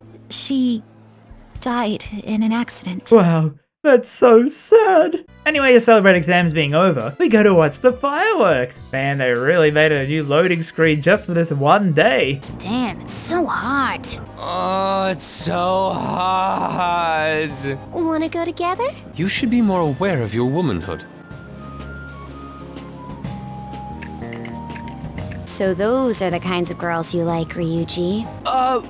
Well, no, that... 3, 2, 1, blast off! So after missing fireworks, Looks like you need help. Then why don't you go buy me a towel? and seeing a girl we'll never see in the story again, we learn about a rival group hacker called Maid who are threatening to expose us. But then we get a message from someone called Alibaba who says that they know we are the Phantom Thieves. However, if we can steal a person's heart for them, they will take care of Maid for us. Man, this whole middle section is just all about blackmail, huh? And on a completely unrelated note... Damn, this stuff's really not going so good. And so... I get sweaty just walking a little bit. we talked to the group and finally moved from the public exposed walkway hideout to our room. Is that a new face I see? It's nice to meet you. Mine. Got a boyfriend? Call me boss. And he says we have a letter addressed to us. What the hell's going on here? No complaining. Also... What the hell? who opens chip packets like this? Now you can't reuse them, you just gotta eat them in one go. No complaining. No, let me complain. Oh dear. And we learn that person Alibaba wants us to change is someone called Futaba Sakura. Hey, wait, that's Sojiro's last name. Huh. And later on we see Sei coming in to threaten him to take away custody of his daughter if he doesn't help them out. And stay out! And then back on the public walkway, did we just forget about our room? We get another text from Alibaba and we say we need to meet Futaba in person to go into their mine. Hearing that, they just go, nope, sorry, it's just a prank, bro, and cancel the whole request. Okay. Well, the blondies decide to sell the gold briefcase for 100,000 yen! 100,000! and we can all go out eating sushi, which is a very fancy thing in Japan. The best method is to fill yourself on ginger before beginning to eat sushi. That is my master technique. You don't need to do that this time. Actually, definitely don't do it. Okay? While that's being planned, we cut to Sei and the pleasant boy, who is her assistant, as she is getting more stressed about all this phantom beef and meja nonsense, but who cares? It's time for sushi. Man, the flounder is out of this world. That texture. So good. I don't see any prices listed here. It's called market price. Don't worry about it, we got the cash. This is like the most food Yusuke has ever eaten in one sitting. Also, I really feel like this group is very similar to Chainsaw Man's one with a group of characters. And I say this because I really enjoy this smaller group vibes. But the more and more characters it adds, well, it starts to feel a bit bloated. Anyway, after we leave the restaurant, Wait, what? oh look, it's Mr. Sketchy himself, coming in to say how the Phantom Thieves suck, and I bet we'd make a great team if we worked together. What? The hell are you saying? oh boy, the fandom isn't gonna like this. You don't get it. And now to push us to do something about Medjet, they announced if we don't expose ourselves, they will crash the Japanese economy, which is very good for us tourists. What? It would make everything cheap! That's a huge jump in logic in so many ways. So yeah, there's something sus about Boss, and we should take the sushi to his house to just, maybe see if he has a daughter called Futaba. Much to Mona's disappointment. But my fatty tuna! No complaining. But it's starting to rain, and no one's home. But the gate is unlocked. Oh my god, it's the spooky section of the JRPG! I love this! I'm a bit worried. Should we go in and check on him? Please excuse us.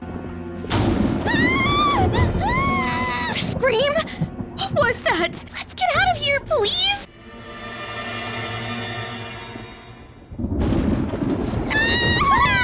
Alibaba!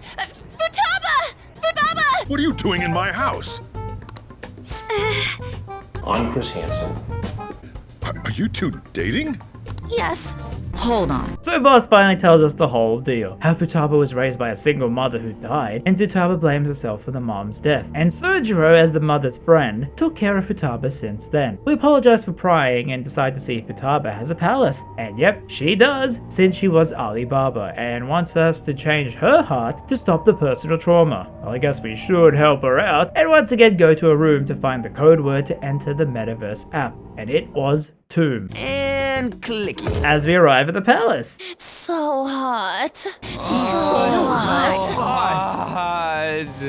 Well, time for the explorer's outfit as we enter the pharaoh's tomb and see Shadow Futaba, who tells us to get the heck out of there.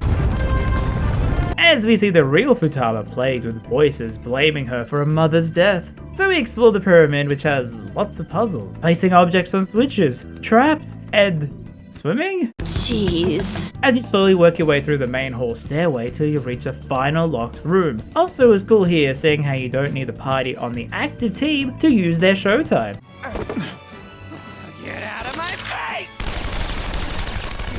Chew on this! Man, these animations are so good.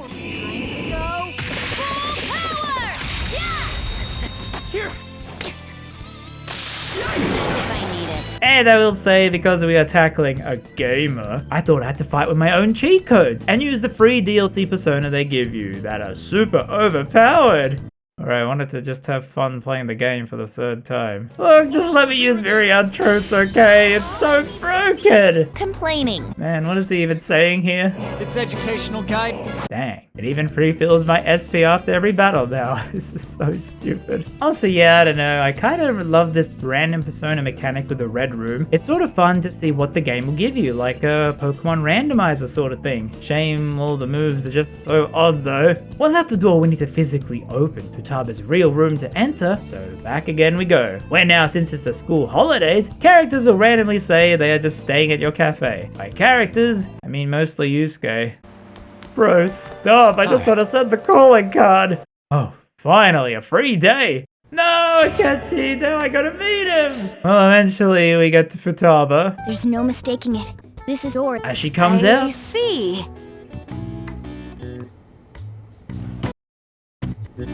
where pretty much the whole deal is that her mother didn't commit suicide but was killed, and some shady businessman told Futaba that she killed her, ruining her life. But her mother was a researcher into cognitive science, i.e. stuff about the metaverse, and they killed her to steal her research. And that's what we gotta do, we gotta make Futaba face her PTSD by fighting, well, her mother. And it's very hard as she flies away, but Futaba comes into her own mind, somehow, to then help us by awakening her persona. And she becomes a new navigator who gives us the stat boosts and shields. And also, it's funny if you pick the wrong answers, as Futaba needs a lot of encouragement, she won't help you. But we knock down the mother and... well, we win! Oh no, the palace is collapsing! And with the best anime cutscene in the entire game, these paused frames are works of art. And not being aware what Morgana did just there to save us. Hold on. We drive out safely. Hey! Will you let go already?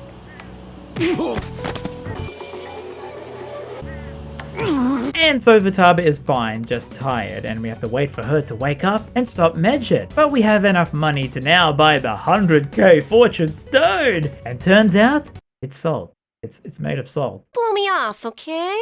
Well, to continue her confidant, we actually have to solve the memento stuff. Yeah, you remember that place? The game says it's optional, but we'll do all these things to try and make you go back in, because it's not really optional. Anyway, we tell Yoshi that we want to eat fish in the aquarium, watch movies with Ryuji, go fishing ourselves, not a real JRPG unless you have this minigame, and get invited to a jazz club with Akechi. Now you must acquire a taste for freeform jazz.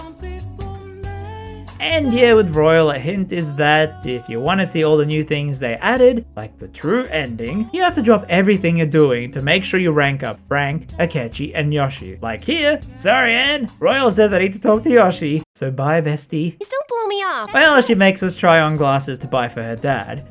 This is... They really put a lot of effort into Yoshi's offense. I mean, you only got like 5 of them, so they gotta make the most of it. And yeah, that's it. Rank 5.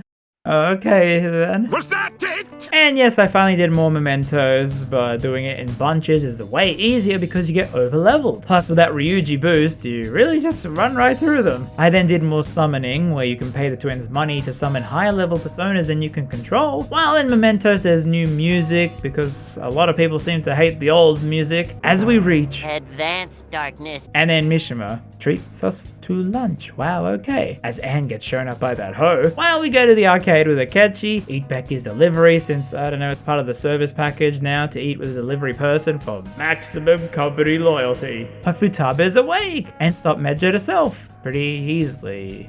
Oh, okay. Well, new party member, tell us more about yourself. What are your thoughts on Pizza Hut? Secret. Okay. What does the drill sergeant say in the army? Private. What are your thoughts on mac and cheese? I refuse to answer. What's your favorite food then? The mustard? Well, to get to know her better, we should all spend days with her to make her less socially anxious, and then I'll go to the beach. Yes, the long-awaited Persona Beach Day. But first, you have superb. Sheesh. And eating snacks is the best part of that. You're gonna get fat, you know. Shut up! Sheesh. Jeez, Mona, stop getting so worked up. Try and have some fun, okay? Sex. I keep wondering if I should do it while I'm still young. Hold on. Push? Me? No. And Akechi just rocks up to the cafe. Did I bother you? My apologies. Look at that hangdog expression. He's learned his lesson. As we learn how Akechi's dad left his mother while she was pregnant, and so he had to be in foster home for years. Wow, that's so sad. Anyway, beach time! Sorry for the wait.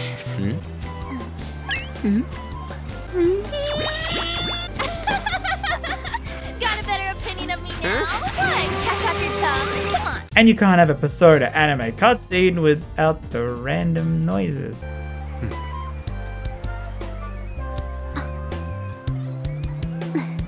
Oi, Mona. What are you doing? When a girl's in a swimsuit, she wants to look as slim as possible. Well, the beach wasn't just for fan service, or finding out Yusuke loves lobsters. Wait a minute. Kiss me, you fool. But we learn about Futaba's resolve to find out who killed her mother and agree to help, giving her the nickname Oracle. Well, back home, Mona gets dreams. Who really thinks he's a human, and Mementos will have the answers because his dreams are saying otherwise. Oh yeah, Ryuji and Mona are slowly getting on each other's nerves. In your face. As Sojo is happy Futaba is more open and takes his adopted kids to sushi dinner. 100,000 yen? Wait, we can't afford this? You're not lying, are you? No. Very well. And eventually I get the guts to talk to the gun guy, starting his social link. But back at school... You get an entire month off for summer and get to go to Hawaii, too. What the hell? They get to go to Hawaii? All we did was go to a cricket ground. They get to go to another country. Takamaki-san! You can speak English, right? Hello! That's amazing. So yeah, the Phantom Thieves are very popular now, and on the exposed public walkway. Please, you already said you wouldn't be here. It's the busiest train station in the world. And Futaba says they should look into the black masked person who is killing people with mental shutdowns, and that Makoto should just stick this baby in Say's laptop to find out what the police know about this person. But we come back to Chubbs here. What? Who seems a bit stressed. That his boss is cutting him off for failing to find the Phantom Thieves. So Kawakami calls Makoto over like, hey, we had a pretty bad school. I mean, we spent so much money on the Hawaii trip. So we know you're a final student and all. Because yeah, our group is made up of different year people. We are second year, Makoto is final year. And Kawakami is like, hey, okay, so you gotta come to Hawaii to supervise since we don't have enough teachers. Okay, bye. My sister, it seems there's no limit to your duplicity. We then see us training with Ryuji and Anne in the gym. But Anne is like, please come up with a training plan for me. Ryuji says, even no. And Anne goes, I'll go on a date with you if you do it. He replies, man, I love this group so much. And we unlock Akihabara, the weeb's paradise. Look, it's very weeb, okay? Weeb? Well, I win a horrible mascot doll. Meet Denji from Chainsaw Man. As we see Makoto finally hack Sei's laptop. Yes? And that was easy. As we show it to Futaba while we discuss how fun Hawaii will be. Big and thick. While Yusuke, since he's in a different school, will be going to Los Angeles. Man, how rich are the Japanese schools? And we see that Futaba found... I guess it's called an ow! that Sei was thinking the shutdowns are linked to cognitive science and was hot on our trail. Futaba says she will have the data analyzed by the time we get back, as Mona is mad we are praising her instead of him. And also mad he can't go on the trip because, you know, he's a cat. But who cares about a cat as we get to bathe in the Ketchi? In the nude. And yeah, I know how early I praised teleporting around to people who are free is really cool, but I think now it's actually a hindrance because you only talk to the people the game thinks you should talk to instead of discovering who is free normally. Because I was cutting it real close here with Frank because I just forgot he was in the school. But come on, I was too busy in the Maid Cafe. You put on the damn apron! While Mona shows us how a cat can play darts, and we finally get to go to another country. I'm so excited. I can't wait to run around there and explore the island. Surely the game will let me do that. I think that was sarcasm. So off we go to... Hawaii! Whoa! Whoa! So this is Waikiki. Hi. Damn, you speak Japanese? I am so embarrassed. And at the hotel we see... Yusuke. Oh, there were storms in LA, so the plane just turned back to Hawaii. Wow. And then we see... Oh no, Miss Shiva, I forgot you're in my class. Did you know mac and cheese is actually very healthy for you? What are you, the king of random facts? Oh, then is it okay if I room with you? Do I have to? Ugh, fine. You did have some benefits. Just don't be weird, okay? Be normal, please. Like, Anne. Yeah, Anne there. Just be like Anne. Oh, right. I wanted to eat pancakes. The president of a company called Okumura Foods is rising very quickly at the Bro, we're rankings. on our holiday. Turn off your phone, you addict. You really have no chill. And remember, other people are on this trip. Hey, what the hell, man? You made me spill my beans! Come on, spill the beans. And yes, this is another Shujin third year, who we thought we wouldn't see again, but she's here. All 4 heads of her. As Ryuji's roommate brought his girlfriend to his room, and Anne's roommate leaves the door unlocked, so both of them just room with us while Mishima's having food poisoning. And Ryuji is forced to sleep on the floor. What? Well, more Hawaii time, and turns out people here have heard about the Phantom Thieves. Also, there's this Akumura guy we hear about, the owner of Big Bang Burgers. He's kind of evil, as people on the fan site want him to be turned next. But no time for that, as the boys gotta pick up women. Yeah, I don't think you have a chance with them. Well, at least Yusuke is out here vibing. Man. And while this is happening, Frank visits our cafe and talks about how he's researching cognitive psias. You are a sad, strange little man. And the holiday is finally over, but we probably should buy some souvenirs for Mona and Futaba. But guess who's also here somehow? Aloha. Oh, you're that chocolate. Yes, that's right. As she buys something to bring a good luck for a competition, and we fly home with the Chubster dying due to the Black Mars person, but I mean that was gonna happen eventually with cholesterol. What? And we return home. He's been Hawaiianized. As we see how popular Phantom Thieves are with merchandise everywhere. Wow, I'ma buy it. Wow, it's so cool. If only there was a link in the description to buy other types of Persona 5 related merch. No complaining. And Futaba says that a lot of Akuma's rivals were mentally shut down, so he's probably going to be a good next target. However, the thieves think this hype train about us is getting out of control, and maybe we should wait a bit to let people just calm down. This makes Mona mad. Sheesh, some team you are. As he gets mad for no reason, and that we just don't care about him, and runs off. Is this what it's like owning a cat? It just happens in like the space of 2 hours of gameplay. And the next scene he's walking past the forehead, then suddenly is dying in some palace. I'm really messed up. With the girl next to him now saving him, then showing the both of them fighting robots. Am I still playing the same game? No! Well, we better head to the head office of Akumura and enter his palace. And it seems to be a factory with workers. Is that robots? Where he overworks and abuses his employees for the sake of profit. However, we can't open this door, as it needs Akumura DNA. But who should we see? Mona! And that girl. My name is Beauty Thief. She's interesting. You. Me? Yeah, tell them. You. me? That's no good, I say. Learn to take a hint. Huh? And you're very, very stupid. What? Enough with the idle chit-chat. You came all the way here just to say that. I don't know. Kinda feels like she ain't dangerous at all. We will take the treasure. You already said that. Wait, I'll fix this. No, be assertive! That's no good, I say. Yeah, tell them. You. What do you think? We don't have time to chat. Just tell me the truth. So we all flee and try to find out who that girl was, and the fluffy hair is a dead giveaway. It's Haru Akumura, the daughter of the CEO, and that third year at our school. You looked really good in that biker gang outfit. Let's not talk about that.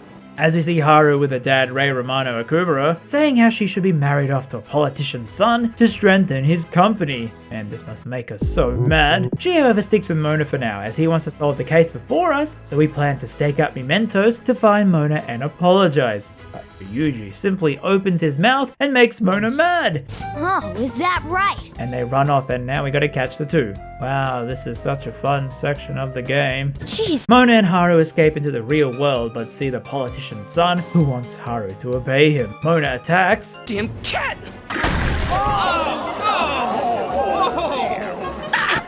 And calls out to us. I'm really messed up. As we rush over there to scare off the guy. And all is forgiven as we take them back to the cafe. Mona says he's sorry, he only wanted a reason to be a thief. If he's not human, then what's his purpose? And thus ends the worst section in the game. Yeah, it was so rushed and forced. It kind of ruins the impact of Haru's introduction into the group, despite how much you want to save her. As we learn that Haru wants to stop her father so she won't be forcibly married off, and for now will stay over with us for one night. Hey, what's going on here? You brought over another girl? You got a boyfriend? Bro, chill for a second, please! So we enter Akumura's palace, Haru awakens her persona, and we give her the nickname Noir. As we head further into the base on the moon, which has a lot of flying in space, and switches. So many switches and timers. It really wasn't that fun. But man, the Yusuke and showtime was so cool. I am pursued.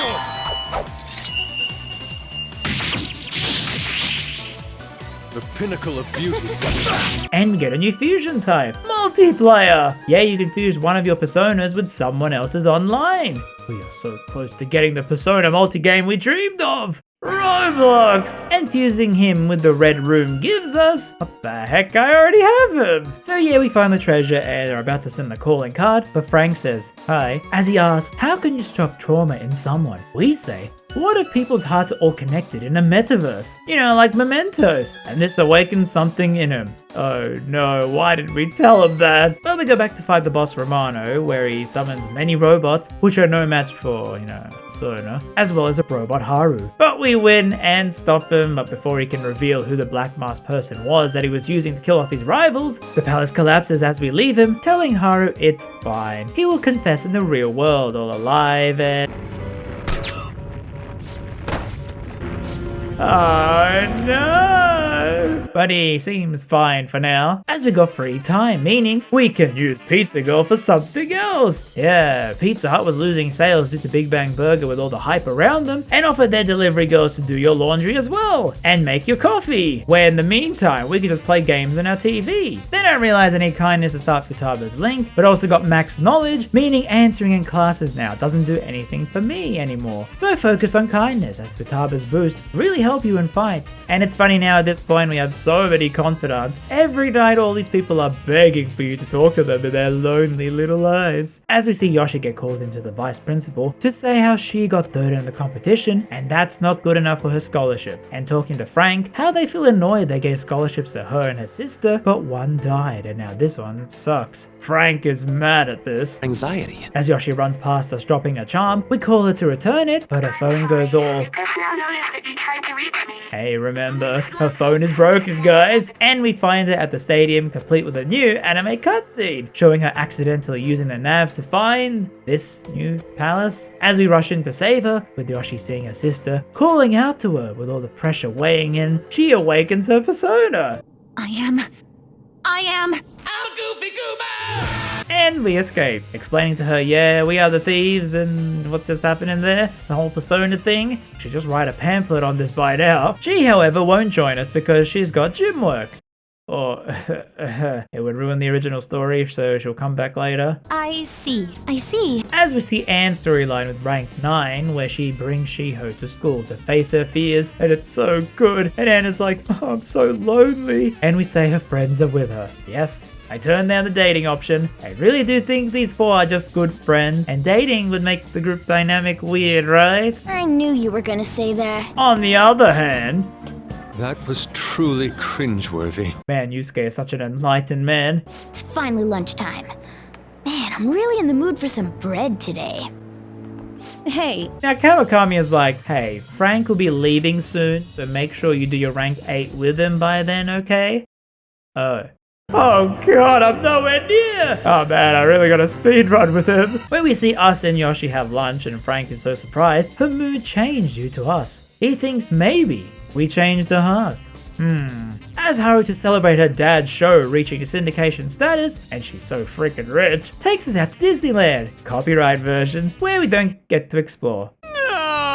But we see it's time for Okumura's confession, and he does so before the murder kicks in. Yeah, I don't know why he didn't die before, but he just dies now. So like the masked person can just delay the time of death. And so it looks like the Phantom Thieves killed the CEO. I swear, we didn't kill anyone. You don't sound like you're lying. Yes, I'm not lying. The talking cat will vouch for me. That's acceptable. As then it seems, she sort of believes us. But for one final thing, as we are almost reaching present day in the timeline, the most recent calling card we sent, she wants to know why it was sent to her. Yes, say it was our next target. So to summarize where we are, there is a cognitive world that is in a person's mind, or a shared consciousness being mementos for society. Now we can change people's hearts by defeating the rulers of palaces in their personal cognitive worlds. However, someone who is being controlled by the future prime minister to help him win power is murdering all these people, with one of them being someone we just changed hearts, making it look like we are the baddies now. And as such, we seem to be losing fans, with this bar dropping every day as those evil people have been manipulating the site as well. But who cares? We finally got a rank 10 confidant, the talking guy. To think that people would be excited to hear me speak.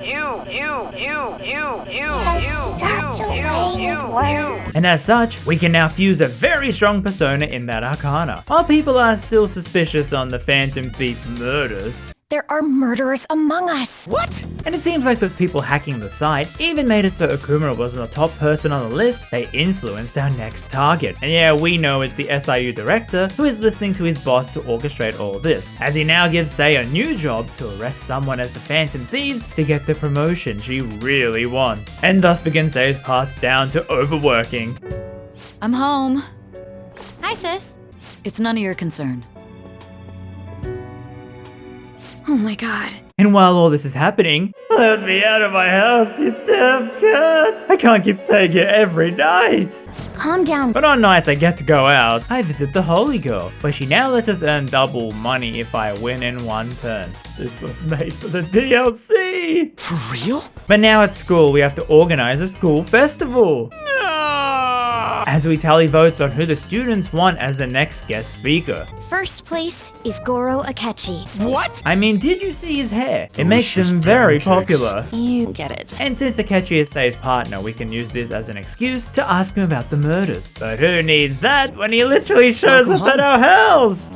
You're back awfully late. And we sort of convince him to come to the festival, where it's like the classes host events. Our class is hosting a Maid cafe. Here she comes. Act normal. I'll have cheese takoyaki. Ooh, I'm sorry. We're out of cod, bro. Ooh. So we get the Russian takoyaki, where one is spicy, but hey, Akechi, what are you doing here? You didn't pay for that. Let's just call this my performance fee. My throat. This is sloppy. I'm fine. I just love delicious pancakes. And so he gives a speech at the school. Delicious pancakes. And he's like, nah, the Phantom Thieves are good people. Oh, hey, Makoto, invite your group to the back room. I have some hard-hitting evidence for you. No. Yusuke! What are those? Is that really how we look like when we go in? So he knows we are the Phantom Thieves and was aware of that world a month ago when the app appeared on his phone. He says he saw the person in the black mask kill Okumura, and now that he's been to the metaverse, he can understand Mona. So instead of cat noises, he hears more beans? Akechi then wants to make a deal with us. He won't turn us in if we find the true killer for him. We decide to think this over as everyone leaves, but then the screen gets a bloom effect as Morgana talks to us. Okay, very weird. While this is happening, Sojiro seems to have found the calling card in Futaba's room. Oh god. But we don't get to go home, as the school dance club have something to show us. That was truly cringeworthy. Wait, no, don't join in! While Yoshi lets the fame get to her head and goes crazy. That's crazy. Wait, what's going on? Whoa. Whoa, you're such a great dancer, Yoshi. Thank you. Thank you. And since the game really wants us to enjoy the dance festival, we now meet up with Haru, who gets dragged onto stage, and we have to save them. You got a boyfriend? Damn, that's why he kept saying it. To save Haru in this specific situation. It's a huge jump in logic in so many ways. While the SIU director threatens to fire Sei, she doesn't hurry up and arrest someone, putting an immense amount of pressure on her. And we finally get to go home from the dance and can unwind and relax. As we tell Sojiro that the Phantom Thieves changed Futaba's heart and that we are one, while he reveals he used to be a government official. Sure? Thanks for telling us this. While the group fight each other for 2 minutes, getting angry that they lost their true goal, teaching rotten adults a lesson and to not care about the fame. Damn it! This is bullshit! God! Fuck! Come on, Ryuji, you can swear. I know you can do it. You can say the F word. Fruit? But we say a few words as the leader. Yeah. And everything is back to normal. Man, remember when this series was about trying to catch a serial killer? Good times. Oh yeah? While we see Shido, the bald man, is trying to run for Prime Minister. Hey, what's that guy talking about? I don't know, but he's got a megaphone. But this politician seems pretty amazing. As Akechi is like, hey, let's go chain Sei's heart to halt the investigation and stop her arresting the wrong person, as she's getting corrupt with how much pressure she's under, and Akechi will help us if we disband afterwards. He will ignore our crimes of changing people's minds, if this is our last job. And remember, we are telling all this to say, A palace? In me? Not only that, Goro Akechi? In me? And the minimal staff directly involved were in their pocket. And the minimal staff directly involved... While we see Mona talk to us in Futaba, as Mona needs some more info on Sei before going into a palace. I can look up more, you know. Stuff like her repertoire of underwear. Wait, what? And he asks for something, but again? The game just goes bloomy and audio missing? Just tell us already. And we go into a palace, which should be near the courthouse. So this is the courthouse. Right.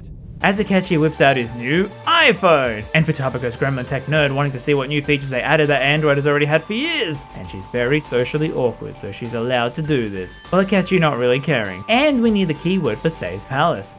It must be a casino. Candidate found.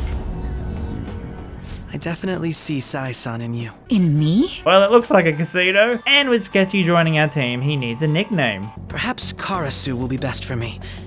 You know, like a raven. He'd be the only Japanese-sounding one.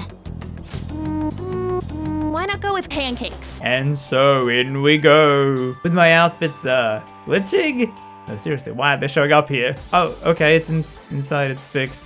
That was very weird. And yes, I'm using the Persona dancing outfits. No, not the Persona 5 dancing ones. The Persona 4 dancing style outfits I made for 5 because this is before 5 dancing was made. Okay, look, there's 2 sets of dancing outfits and the first one looks so much better than the newer ones. I mean, when Morgana looks like this, you cannot disagree with me. Well, we sneak around and get spotted by Shadow Sei. So you've come.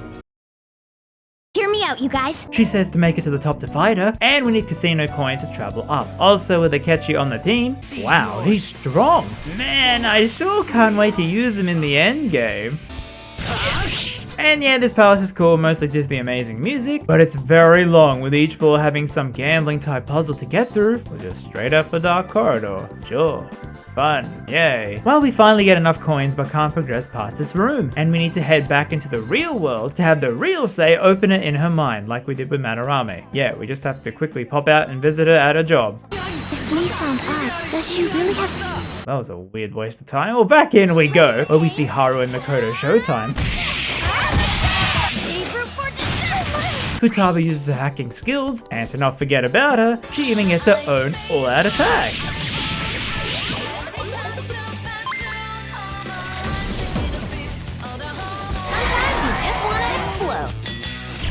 Well, we finally find the treasure spot and we can head back to send the calling card. But turns out, the game doesn't let you send it early. You will automatically send it on the 18th, meaning now is free time, and Frank is leaving the school the 18th.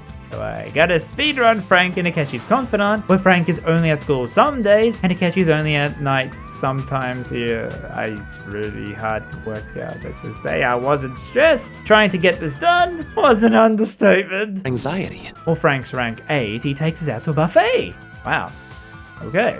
And we see his friend, Shibusawa, who looks straight up like they just drew a portrait of a real man, who asks, hey, are you still with your girlfriend Rumi? And Frank says no, they broke up. While Akechi on the other hand asked us an important question. Delicious pancakes. And we have to answer, you're my rival, to make sure we get the true ending. Yeah, if you're spamming A, you can easily miss this choice. Well, we get to Frank rank 9 and we see he talks about Rumi, how they were engaged, but a burglar broke into her family's home, killing her parents while injuring her, causing her to have a mental breakdown. And since then, Frank has sworn to fight against the unfairness of reality. And he's like, thank you for all your talk about the metaverse. My thesis is ready, and he hopes we can forgive him for what he's about to do. Oh, whoopsie, that was a bit too ominous, sorry. Aha! I figured it out!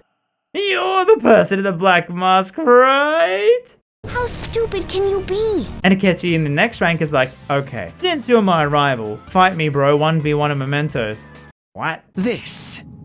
And well, I win, and he's like, I'm going to be entirely honest with you. I hate you. where he makes us a promise that we will always be his rival, as he hates us because we are so positive despite our unfair situation. Hey, you don't have to point a gun at me to tell me that, bro. Anyway, we start Haru's confidant where she grows some weed. We meet some shady seller of goods, but thankfully only one of these two things is green at this time. Love that reference. But yeah, since this is a long game, I can't really spend too much time talking about the other confidants because we have so much to do, including more mementos, since it locks progression for a lot of the confidants here. And yeah, this time I was going for a more rounded approach, trying to rank up everyone evenly, which you will see was not a good idea. But yeah, I hate how in mementos the characters have such good dialogue, but they always get cut off when you open the door. I watch TV to glean new information, but the commercials tend to distract me. Commercials are a form of art, aren't they? I can't help watching them either. And now you get a new fusing thingamajig where you can use incense to make the persona stronger, but you have to keep them in the daycare. I don't know, man. My Ditto is pretty scared seeing this in the backyard. Also, Haru has another use apart from being an easy place to play games on, where she can grow vegetables for you. Great vegetables. While Kawakami still needs more cash to survive her minimum wage job, and you can pay her to make lockpicks for you. Man, I hope Sojiro doesn't see this. While Mishima gets a shadow cause he goes a bit crazy. Bro, no, what happened to you? Hey, are you an OnlyFans streamer? I gladly subscribe to your channel. Bro, we are in public. Stop being so terminally online all the time. I hate it here. As we reach rank 10 with Anne, where we eat burgers without the bread. Wow, that's so weird. And it unlocks a new persona for her, as it evolves to a stronger version, which is why you should try and max the confidant party members that you use in battle. As Kasumi eats lunch with us. Jeez, how much can you eat? Oh yeah, Yoshi.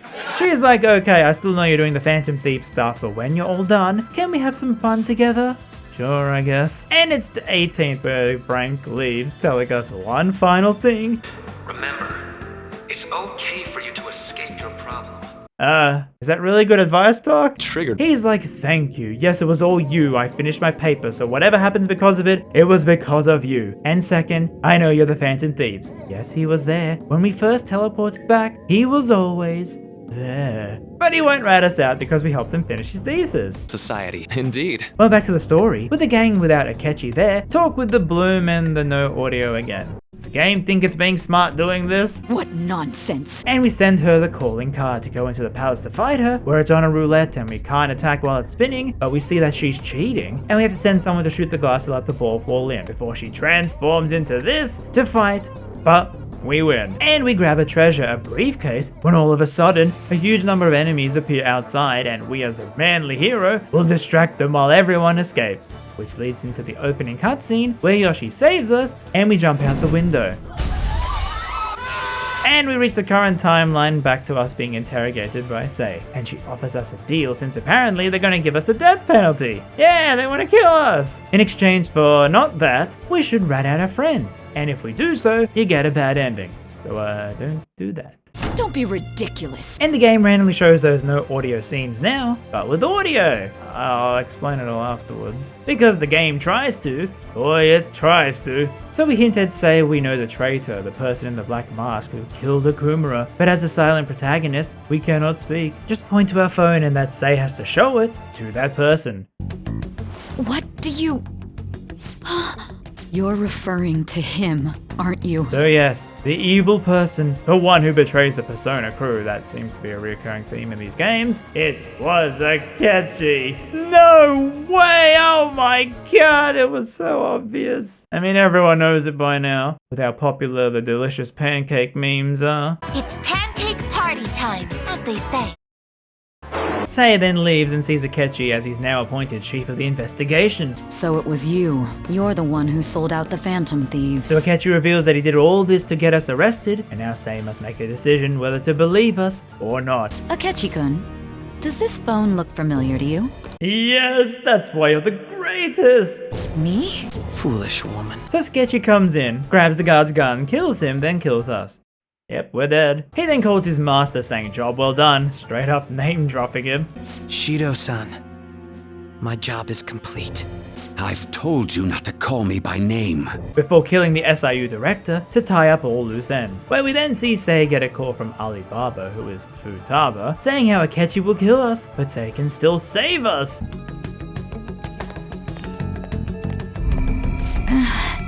and she sees the guard still alive, as we then see a cutscene where the friends are all sad as the news reports that we are dead.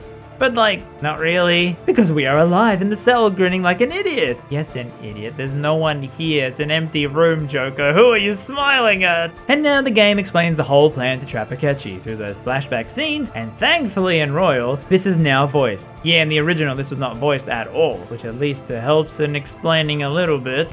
God, I can't keep up with any of this stuff. As we get brought in by Sei all alive and now explain what happened, and it's still so confusing, and the game is like, hey, we understand it's too confusing, we should speed this up, okay? Like, don't worry about it. This is boring to you, right? You know, the player, the biggest twist in the game, it's okay, just accept it. Don't worry about it.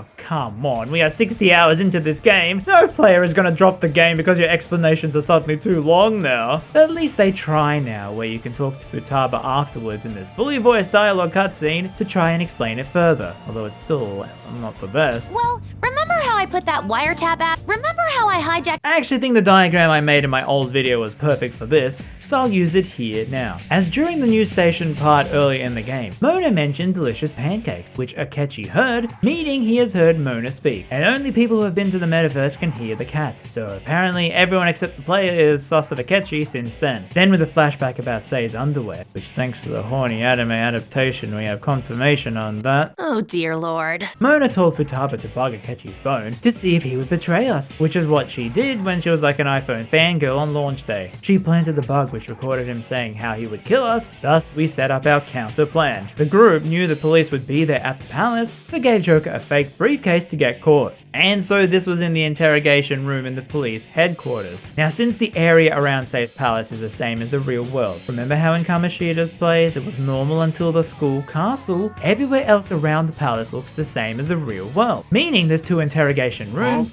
one in the real world and one in Sei's palace. So we get caught in Sei's palace with Pancake's men taking us into the real world's interrogation room. Is that even possible? So we sit in the real world while the others go into Sei's room and keep Sei's cognitive version of Joker in that room. Then in the real world, Sei gives Akechi the phone, which lets Futaba remotely trigger the nav on his phone, somehow, to transport them both into the investigation room hallway in her palace, which was that purple flash. Akechi then kills the fake Joker thinking he did his job, however Sei then gets a call by Alibaba, which was the other purple flash, bringing her back into the real world, and then she goes and takes the alive one of us out of there. And yeah, the game does not explain this properly, there's no diagrams like this, so please let me know if this diagram helped you, because I swear it really helped me understand it. But there's still one problem. Isn't Akechi just stuck in the metaverse? Wouldn't he be a smart killer and no, he's not in the real world? Wouldn't he need then to be triggered by Futaba's app on the phone to get out of there, and the phone is still with Sei? And in the new royal dialogue they added, Futaba, hidden in this optional dialogue, says that him being in the hallway teleported him back. So why did Sei need the phone call then to go back? She could just walk in the hallway? I swear I'm going insane thinking about this. Calm down. But the whole thing just feels so convoluted because remember, they are teenagers. I mean, sure, some are smart, definitely not all of them, but the way they reveal this like... Even though we managed to grab the treasure, we couldn't get it out of the metaverse.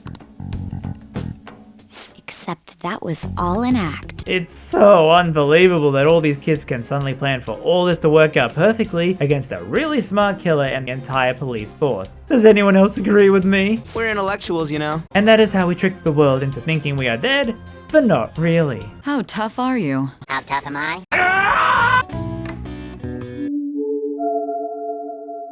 But there's still the person who ordered Akechi, and it was Shido, who apparently worked with Futaba's mother, so he knows all about that cognition stuff, and was probably the one who stole her research. Yes, the bald guy was the bad guy all along. Sojiro, man, you knew all this beforehand, and you just don't care we are the Phantom Thieves? An old fart like me can't poop. Wow, that's so true. And we cut to Akechi and Shido doing the literal villain thing, where they recap their plans out loud to each other for no other reason than to tell the player. As Shido used Pancakes to shut down people to work his way up the ladder, Pancakes benefited from this by saying he solved the cases in the real world, becoming a famous ace detective. That's not something to be excited about. And we head to Shido's office and can't really work out his palace, so head back home, and then conveniently hear Shido's megaphone where he's rallying in the streets. So Ryuji and Haru go out to chase him, while the rest of the gang just stand and watch.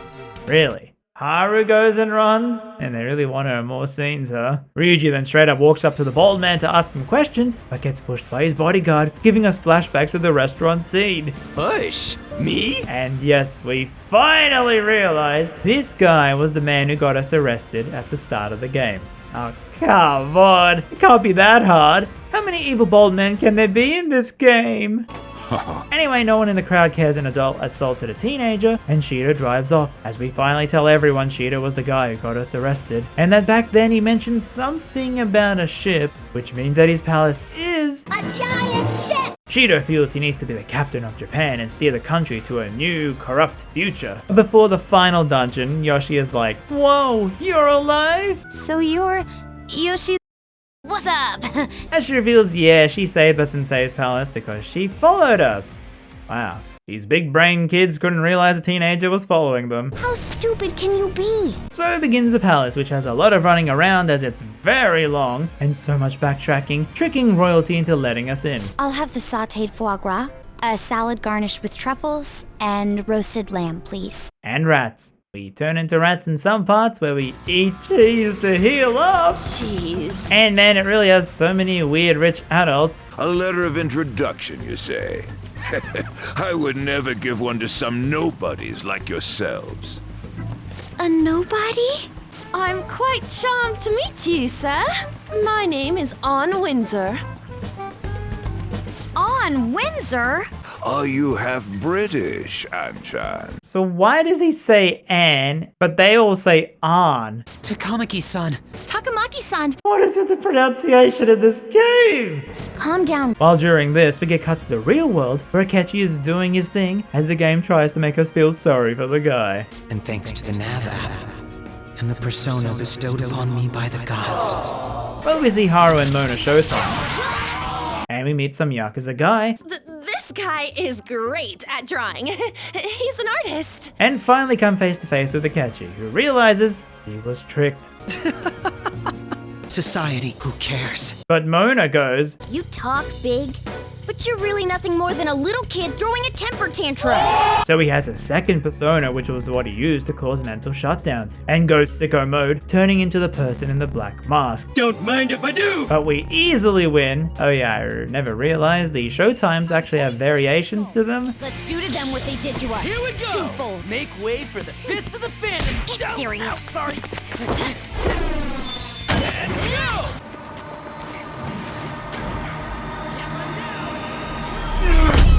And so Akechi cries about how unfair his life is. If only he had some friends like us, and maybe some maple syrup, he could have been happy. So we try and convince him to join our team. Dude, you're more than special. As he does want to take Shido down, since Shido is his dad. What, you don't see the resemblance? And he was gonna reveal it to him later, but before he joins, Shido's cognitive version of Akechi comes in to kill him, because Shido was always gonna kill Akechi as he never wanted any loose ends. But Pancake shoots fake Akechi, and the emergency door locking them both in, sacrificing himself for us. And I'll just play the clip from my original video. He then tells us maybe in the remake, Persona 5 Royal, he will be alive. Anyway, we hear gunshots and Pancakes is dead. Rest in peace, you maple syrup addicted crazy man. So the thieves just move on, not really caring he's dead, and find the treasure room, so we head back. And at night, we think about Akechi, and make sure you remember that promise. At least someone remembers the pancakes. And so we have to send the calling card, but like, he's a politician. How can we get him to see it? Or remember those gigabrain teenagers now? As Futaba hacks every TV in Japan to show a message from the thieves that they're gonna steal his heart. And yes, completely showing their faces. How stupid can you be? Which also means they had to film this in the metaverse since they are wearing the outfits, as these outfits don't exist in the real world. So they just brought a camera in to film this, then Futaba had to edit the video back home. I'm nitpicking, aren't I? I could totally get addicted to this. So this riles up the police who arrest Sei and Sojiro searching the cafe. Wait, didn't we just put up a Phantom Thief poster in our room? Why would we do that? So this alerts Shido and we go in to stop the final villain. Everything you've done has been for your own selfish gains. As Shido dons a spiky helmet while riding a giant golden lion, which turns into a flying lion, which turns into a giant pyramid. Okay. Is that even possible? Then the next phase he goes, Making the mother of all omelets here, Jack. Can't fret over every egg. But we win, so he gets mad and turns into a tomato, but that is no match for us, and we finally win, with Shiro going, yeah, okay, I'm sorry. But come on, it's the final boss. No way he's going down that easily, right? And yeah, because in the real world, he can somehow sense we are in him, and takes the pills that will put him into a coma to shut down his palace early. Which is kinda stupid since we take his treasure, so his palace was gonna collapse anyway. Like, why did he take the pills? Anywho, we have no ways to reach the lifeboat. Hey, Mona, just turn into a car and we can jump and land on you like in Futaba's palace. No? Instead you're gonna get Ryuji to defy physics and then save us and then die? It can't be. Come on, what the hell, Ryuji? How? As we head back thinking Ryuji is dead.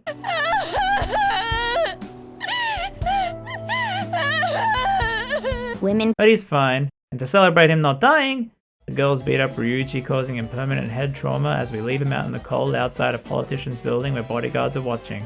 What was the point of this? Hurting best boy! Calm down. And then Shiro awakes and confesses his crimes, so the pills are pointless then. Oh, that was sure. Final boss. Man, Persona 5 really started so well, and then over the course of the game it just loses all that steam. If only there was an actual true final boss that changed my entire opinion of this outcome. Is that even possible? So we wait for Shiro to change his heart, which means free time. Where we travel back in Mementos, Haru gives us elephant poop flavored coffee, and Kawakami collapses due to overworking at Pizza Hut. Jeez. And as such, she makes a decision to quit the job, starting a new life as a farmer in the countryside, where we never see her again. Well, we get Ryuji's rank 10 in Sojiro as well, as he specifically asked us to not date Futaba. Oh, don't worry, I see her as like the gremlin little sister. Let's get some pizza. Nah, what's the point? The best delivery girl is long gone. And it's almost Christmas with decorations and snow. Wow, it feels so nice as we celebrate. Allow me to say a few words. Poop.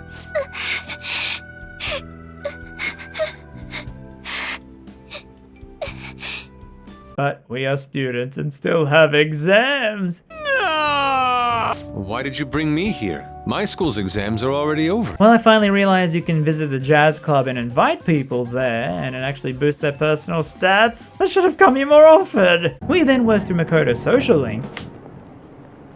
While we see Shido's team aren't happy, he will rat them out, so they will fake doctors to say it was just stress and stuff, because even though we confessed on live TV, they cannot let this fail, and do whatever it takes to win the election. We're taking you off this case. What? If I recall correctly, you still aren't married, are you? You'll be on leave for a long time.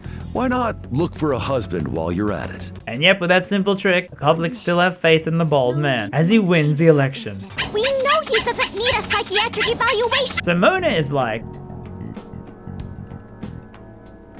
Mentos. And that if we change society's heart, i.e. find the treasure in Mementos, we can change all their minds and fix the whole of society. Which means we gotta complete that dungeon, so it wasn't optional. Wait, does that mean we can't do any of the side quest requests anymore? Guess I'm permanently locked out of some of the supports then. Man, I wish they told me this beforehand. No complaining. Anyway, we pushed through, I thought, to get some stronger personas. That's not a good idea. And we reached the bottom where it's like a train station area with people caged up, including the villains from before, not caring, not worried about having to think for themselves as someone else can do it for them. Can't someone else do it? Meaning whoever is doing the thinking is the true boss. As we head down into a much harder dungeon with these puzzles of standing on the platforms in order, where what the hell, they can all be hostage? And you can keep asking money from them. Hello, I like money. Anyway, we reach the bottom to find this giant cup. Man, it's huge. Disgustingly grand. Huge. It's still way too big for my liking. So this is the true villain, the Holy Grail, which has been keeping society under its control, as it feels humans have no will of their own. The Phantom Thieves are like, oh no, and try to fight, but it keeps using the masses' prayers to heal it up, getting more golden. Then goes, see ya chums, and teleports the group back to Shibuya as Mona finally remembers who he was, as memories kept coming back as we travel deeper. And now we see that Mementos has fused with Japan, with society under the cup's control. As we get Thanos snapped, people suddenly forgetting that we exist. existed. As we awake in the Velvet Room where Igor is like, get wrecked. You couldn't even win by yourself. Okay, twins, kill him. And the twins try to fight but can't do it, and they get their memories back, asking us to fuse them into their true form, Lavenza, who is now always in the new Persona spin-offs, so Atlas just assumes you know the character already. Gee, they sure love spoiling this game by now. Also, Igor is just standing there awkwardly as he let us do this, but he now floats in the air. Floating? And reveals he's a phony. He was actually an imposter all along. Precisely. I knew it! More evil bald men. Lavenza says how he rigged this game where he set up two people, Akechi and us, to fight for their ordeals. We won, but Igor is like, nah, you didn't win, my eyes were closed, I didn't see it. And says, okay, I can turn Japan back to normal, but even under more of my control, but your friends will be alive. We refuse as true mac and cheese players, leading him to teleport back to the cup to fuse with it, and out of nowhere, the real Igor appears. Yes, we could finally hear the voice how we heard it from the Persona 3 and 4 games. How I missed it. Welcome to the Velvet Room. What? They didn't get the voice back? They got someone else? Man, that just don't feel right. What? He says your friends are in jail in the back, so talk to them to reaffirm the mac and cheese way. And thankfully they added voice lines in the remake here. So we regroup, and yeah, I guess the gang don't really care about these two. Lavenza says, okay, you want your talking cat back? And Mona appears, going, well, you know how the entire game I said I wasn't a cat? Well, I'm actually a messenger created by Igor before he was overthrown by the imposter to help find Joker and convince him to save the world. And yes, I'm still a cat. Meow? So we head back to the surface to see the place change, but not everyone realizes this, as we gotta head to the tower to fight the Grail. So it begins another dungeon, but it's not really, you just move forward and fight these ye old English angels. False rebels! I shall not allow you to continue forth. Since the dawn of time, man hath failed to put an end to quarrel. Society finally feels like an endgame JRPG where we are in the heavens. But as we progress, people notice their surroundings and also get Thanos snapped. For some reason, I guess. But we reach the final save point for the ending, where we jump down to the Grail and use our teammates to cut the healing veins before easily winning. And we beat the game! Well, it wouldn't be a JRPG without another phase. And this is so cool! Now fighting the god Yaldabaoth, who is behind the cup, and so we begin the fight. I'm so glad I was able to be a part of your team. You're right. We'll take it all back. Our future and this world. No tolerance, no mercy. Where his special moves are to shove his hands in his pants to grab special weapons related to the 7 deadly sins. But we win, however, losing the cutscene. Yet the people below hear us losing and cry out in support with motivational speeches from the rank 10 confidants, who turns out it's only you, man, Sojiro, and Sei. Man, I really should have focused on more people. And with this, the video reaches the mythical 100% like ratio with no dislikes and allows Joker to break free Arsène's chains and reveal its true form, Satan. Yeah. Holy moly, this is so freaking cool! This is the craziest end to a video game as he shoots the god in the head as we win. And with that, the world returns to normal with Morgana. I have to go now. And we celebrate getting rid of the cat. Yeah! Cringe. And yeah, it's Christmas. Well, almost Christmas. So we get to celebrate saving the world. But not before Sei is like, oh look, you saved the world, but it's kinda hard to prove that Shido did all this to a jury with no evidence, so we need to arrest you for a few days. Oh, what? Fine, I'll listen. I mean, you did help us out and are super hot and— There's no need for that. You. What the hell? Akechi is alive? My prediction from years ago was correct. As he turns himself in so we can have a Christmas party. Ah, thanks, buddy. Next up for all your serial killing. And so we can spend this romantic evening with our special someone. Oh, that's no one. I turned down everyone. So we just return home to Sojiro and Futaba having their family dinner. Come on, Sojiro, I want a turkey. I don't have the cat. Turkey! Hey, Futaba. Woohoo! I'm getting me some turkey! And the next day we tell the gang what Akechi did, while we celebrate with more food, yes! But I brought that cheese plate. Whoa! And Mona is alive. Huh? Wait, what? No way! Yeah, he's just a cat now. You can still talk. Ah, fine, we can't hate you, you dang feline. Humans aren't all stupid. And thus the game ends. Oh, I forgot this is royal, meaning the true ending, which I did get, which means we got like 30 hours of more gameplay. Is that even possible? Actually, it's more like 10 hours. For real? So the gang celebrate together on New Year's Eve. Yusuke, the real party animal, and they even made special sprites for him. I really can't stop staring at that thing you're wearing. Well, time to eat. It's chow time. So good. Also remember, Sei is now like besties with these teenagers. One Piece.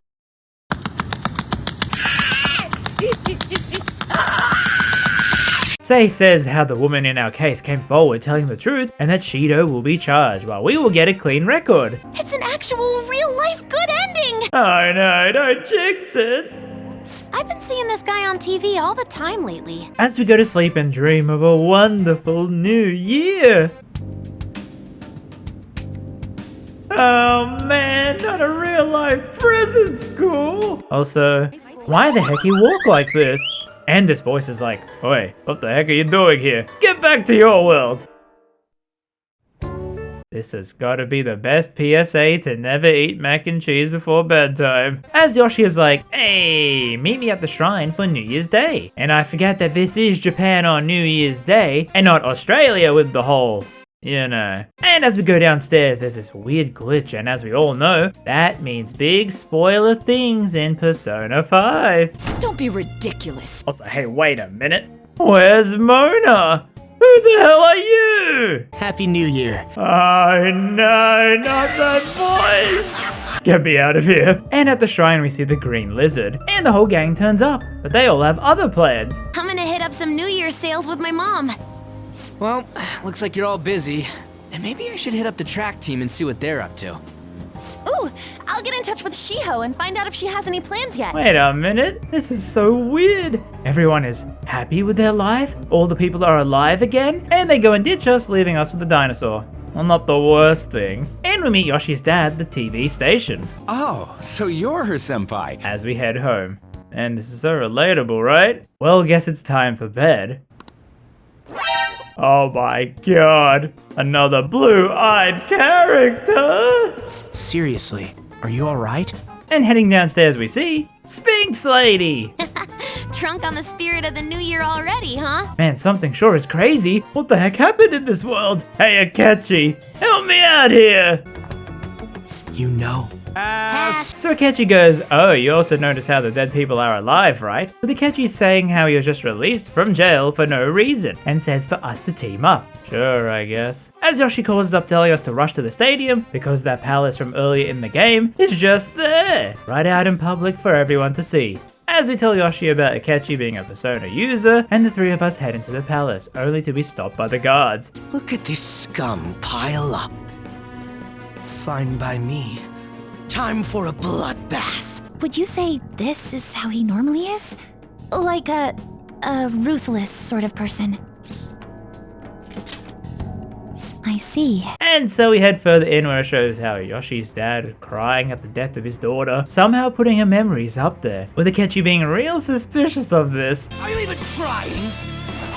As we see girl with hair in bun accepting some gymnastic award and calls out to Yoshi, now saying her name is Sumire. As we meet the ruler of the palace, Frank. Glad to see you're all doing well. And he says he has the power and made it so that they are in this new world where everyone's desires came true. Nothing bad has happened to the people. Whatever they wish for is reality. So what happens if I wish for this mac and cheese, and then this guy wishes I didn't have that mac and cheese? How could you grant both wishes, Frank? Cope. And he reveals the truth about Yoshi, that she is in fact the younger sister, Sumire, and due to her being sad and not being as good as Kasumi, Sumire ran out onto the street not looking where she was going, and Kasumi jumped out to save her, dying in the process. And to cope with the trauma, Frank, being the psychiatrist, made Sumire believe that she's Kasumi and to carry on her dream to not live with the pain. However, this world is not our world, and so we should reject it. It saddens me when you speak that way. Disgusting. As you know, both get a showtime together. Frank says, okay, spend a week in the world, see how people are enjoying it, try some of the food, before coming back and telling me your decision on whether or not you want to accept or reject this world. And we see the group of characters, Mona, this is Mona, wishing he looked like this to be able to hook up with Anne. And we see Anne with Shiho where nothing has happened to her from earlier in the game as she went to a different school. Cheese. And each day you head out to visit the group to see how happy they are, despite you spending a whole year trying to fix their lives, like nothing bad has ever happened to them. Ryuji's on the track team, Haru helps out with the father's TV show, and so on. And it's kind of annoying. I mean, not the story, but I mean the gameplay, as they don't let you teleport around. You have to physically go outside, talk to Mona to know where the people are.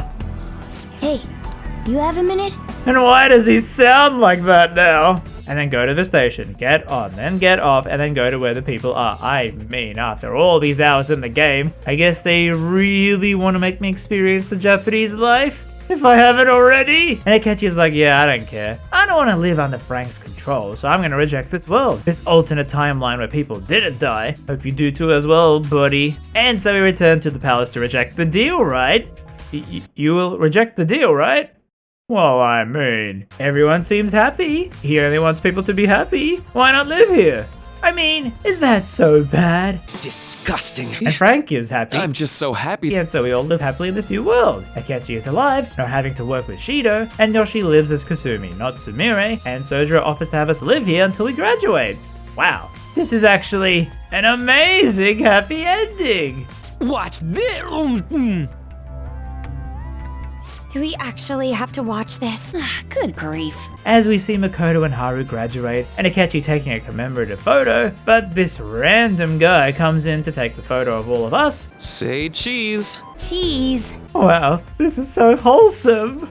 What do you mean this is the bad ending? Everyone is happy, right? Fine, I guess we gotta go accept the other reality and make sure Yoshi realizes she's Sumire. But she's not happy with that. And we fight her, but I mean, fighting is not gonna be a problem at this point in the game. However, she's gonna Dragon Ball Z blast us, but who should come to the rescue? Yes, Ryuji! And the rest of the gang. And we save her, and Frank is like, okay, fine, I'm not like a bad guy. I'll give you 1 more month to decide again. This guy is really too nice for a villain. Jeez. And we see a flashback as to how the group changed their mind on this reality, as they sort of were remembering the time with us when we talked to them. And sitting together talking about it, they snap through that reality where Mona is now a cat again. You're supposed to be a cat! I am not a...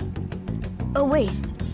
Yeah, I guess I am a cat. And don't worry, we haven't forgotten about the Velvet Prison. You held fast to your free... You must... And Yoshi, well, Sumire here, says she needs some time to think about it, while I ask Mona, who is your favorite defense attorney? That's right. Right? Right. As his persona evolves with rank 10. Glad you accepted you're a cat. I... see. Lavenza then calls us all over and goes, somehow, mementos return. And she says Frank has a persona and a palace. It's impossible. There's no way to have a persona and a palace at the same time.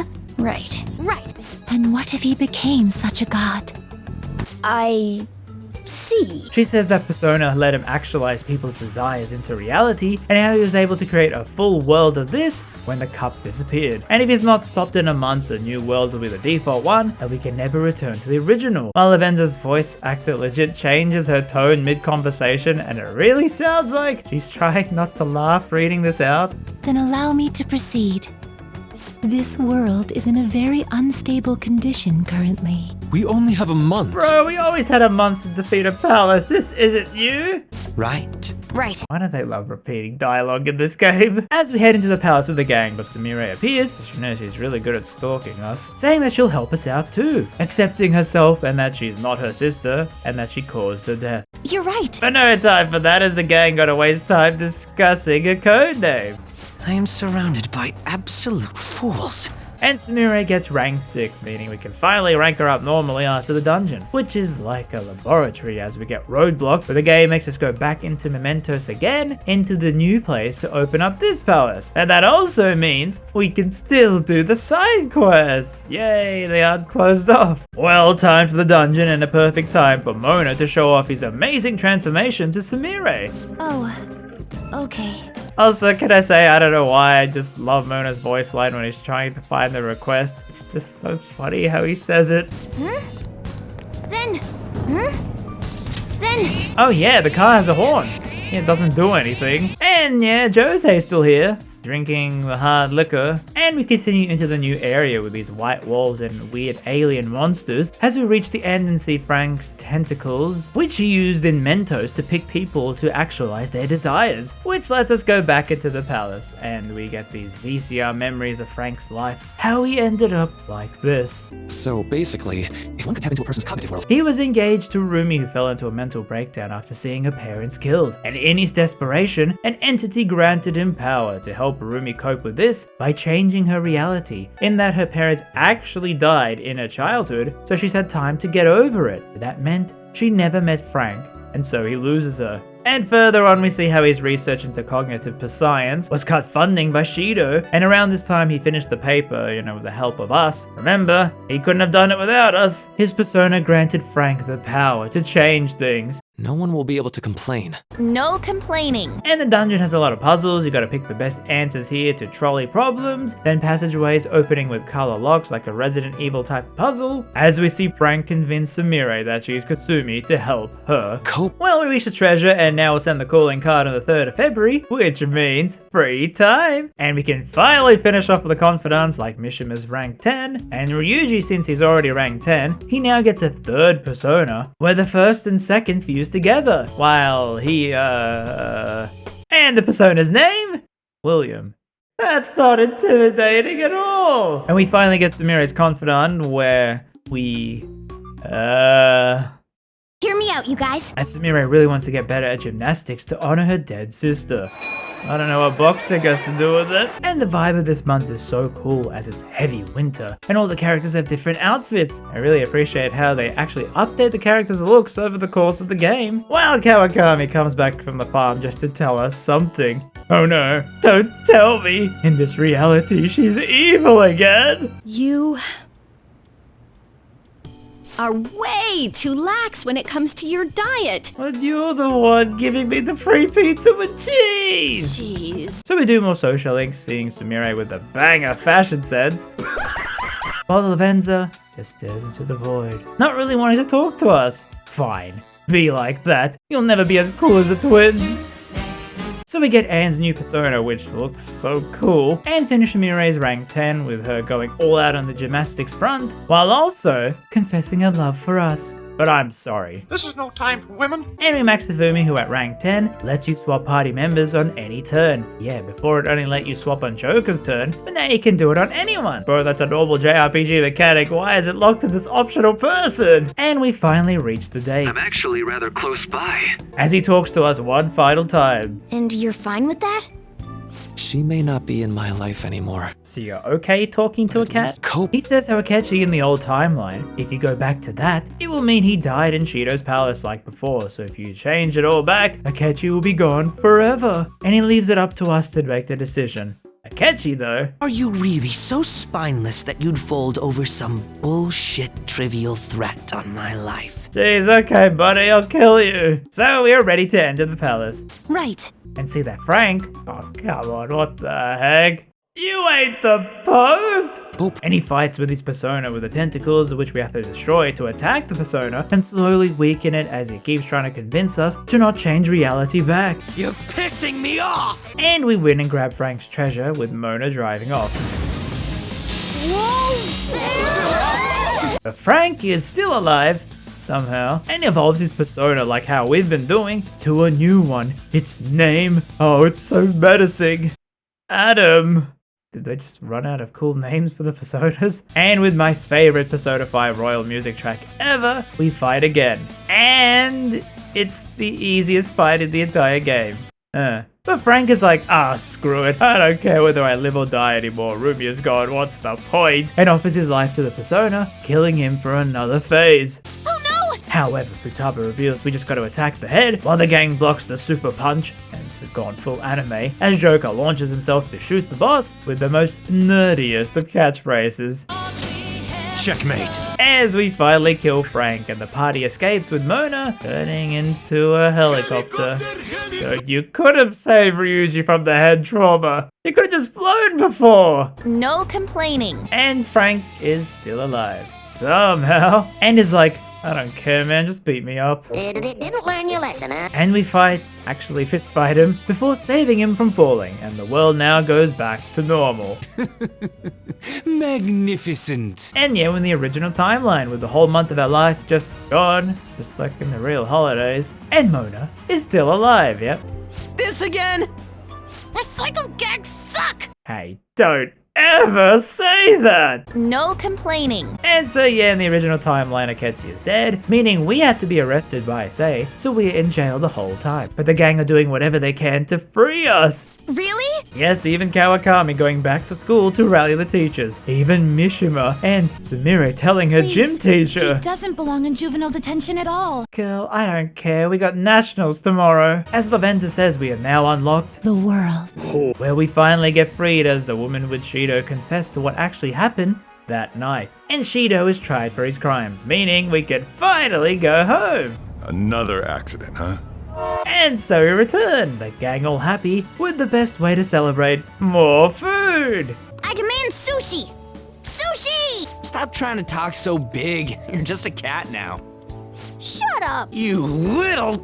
Shut up! Man, I love the main four of this group so much. And it's Valentine's Day, but because we ignored all romantic interests, it's a boys' night, as we have no Riz. Must suck to have no game. So Sojiro takes pity on all of us and takes us out to dinner. Aw, that's so wholesome. And it's funny because everyone the next day then gives us the chocolate anyway. So it's like the best outcome, including Kawakami. No, I don't want no Nutella pizza. And the gang all meet before Joker goes home. Wait.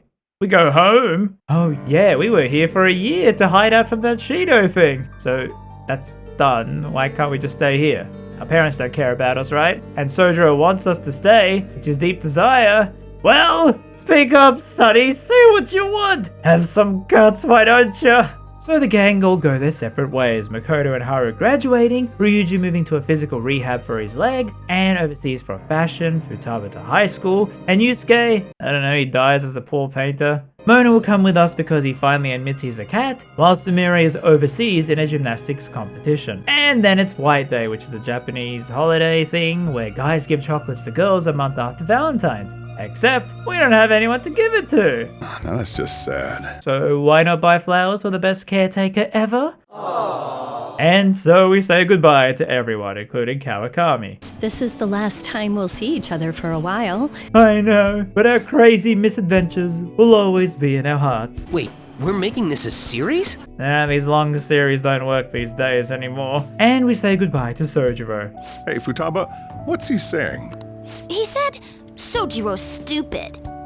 What? And we get the final anime cutscene where the gang say they can drive us to the station, but these random police guys try to tail us, so we have to take a cab instead, and inside the driver it's...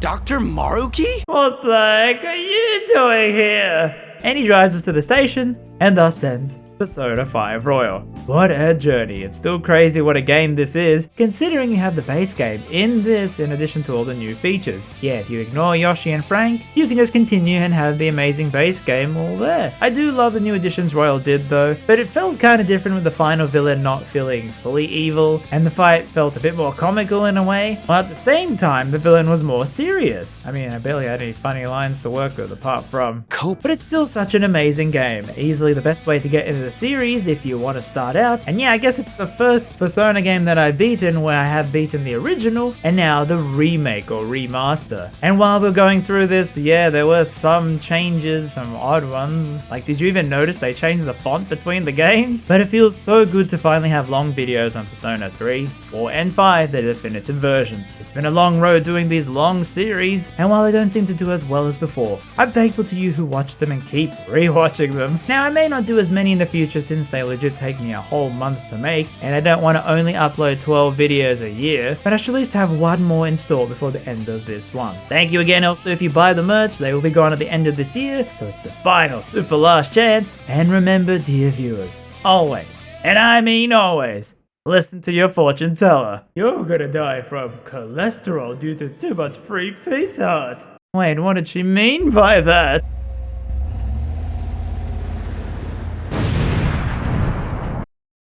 Trojan, RamZaes, Magnum, Sheik.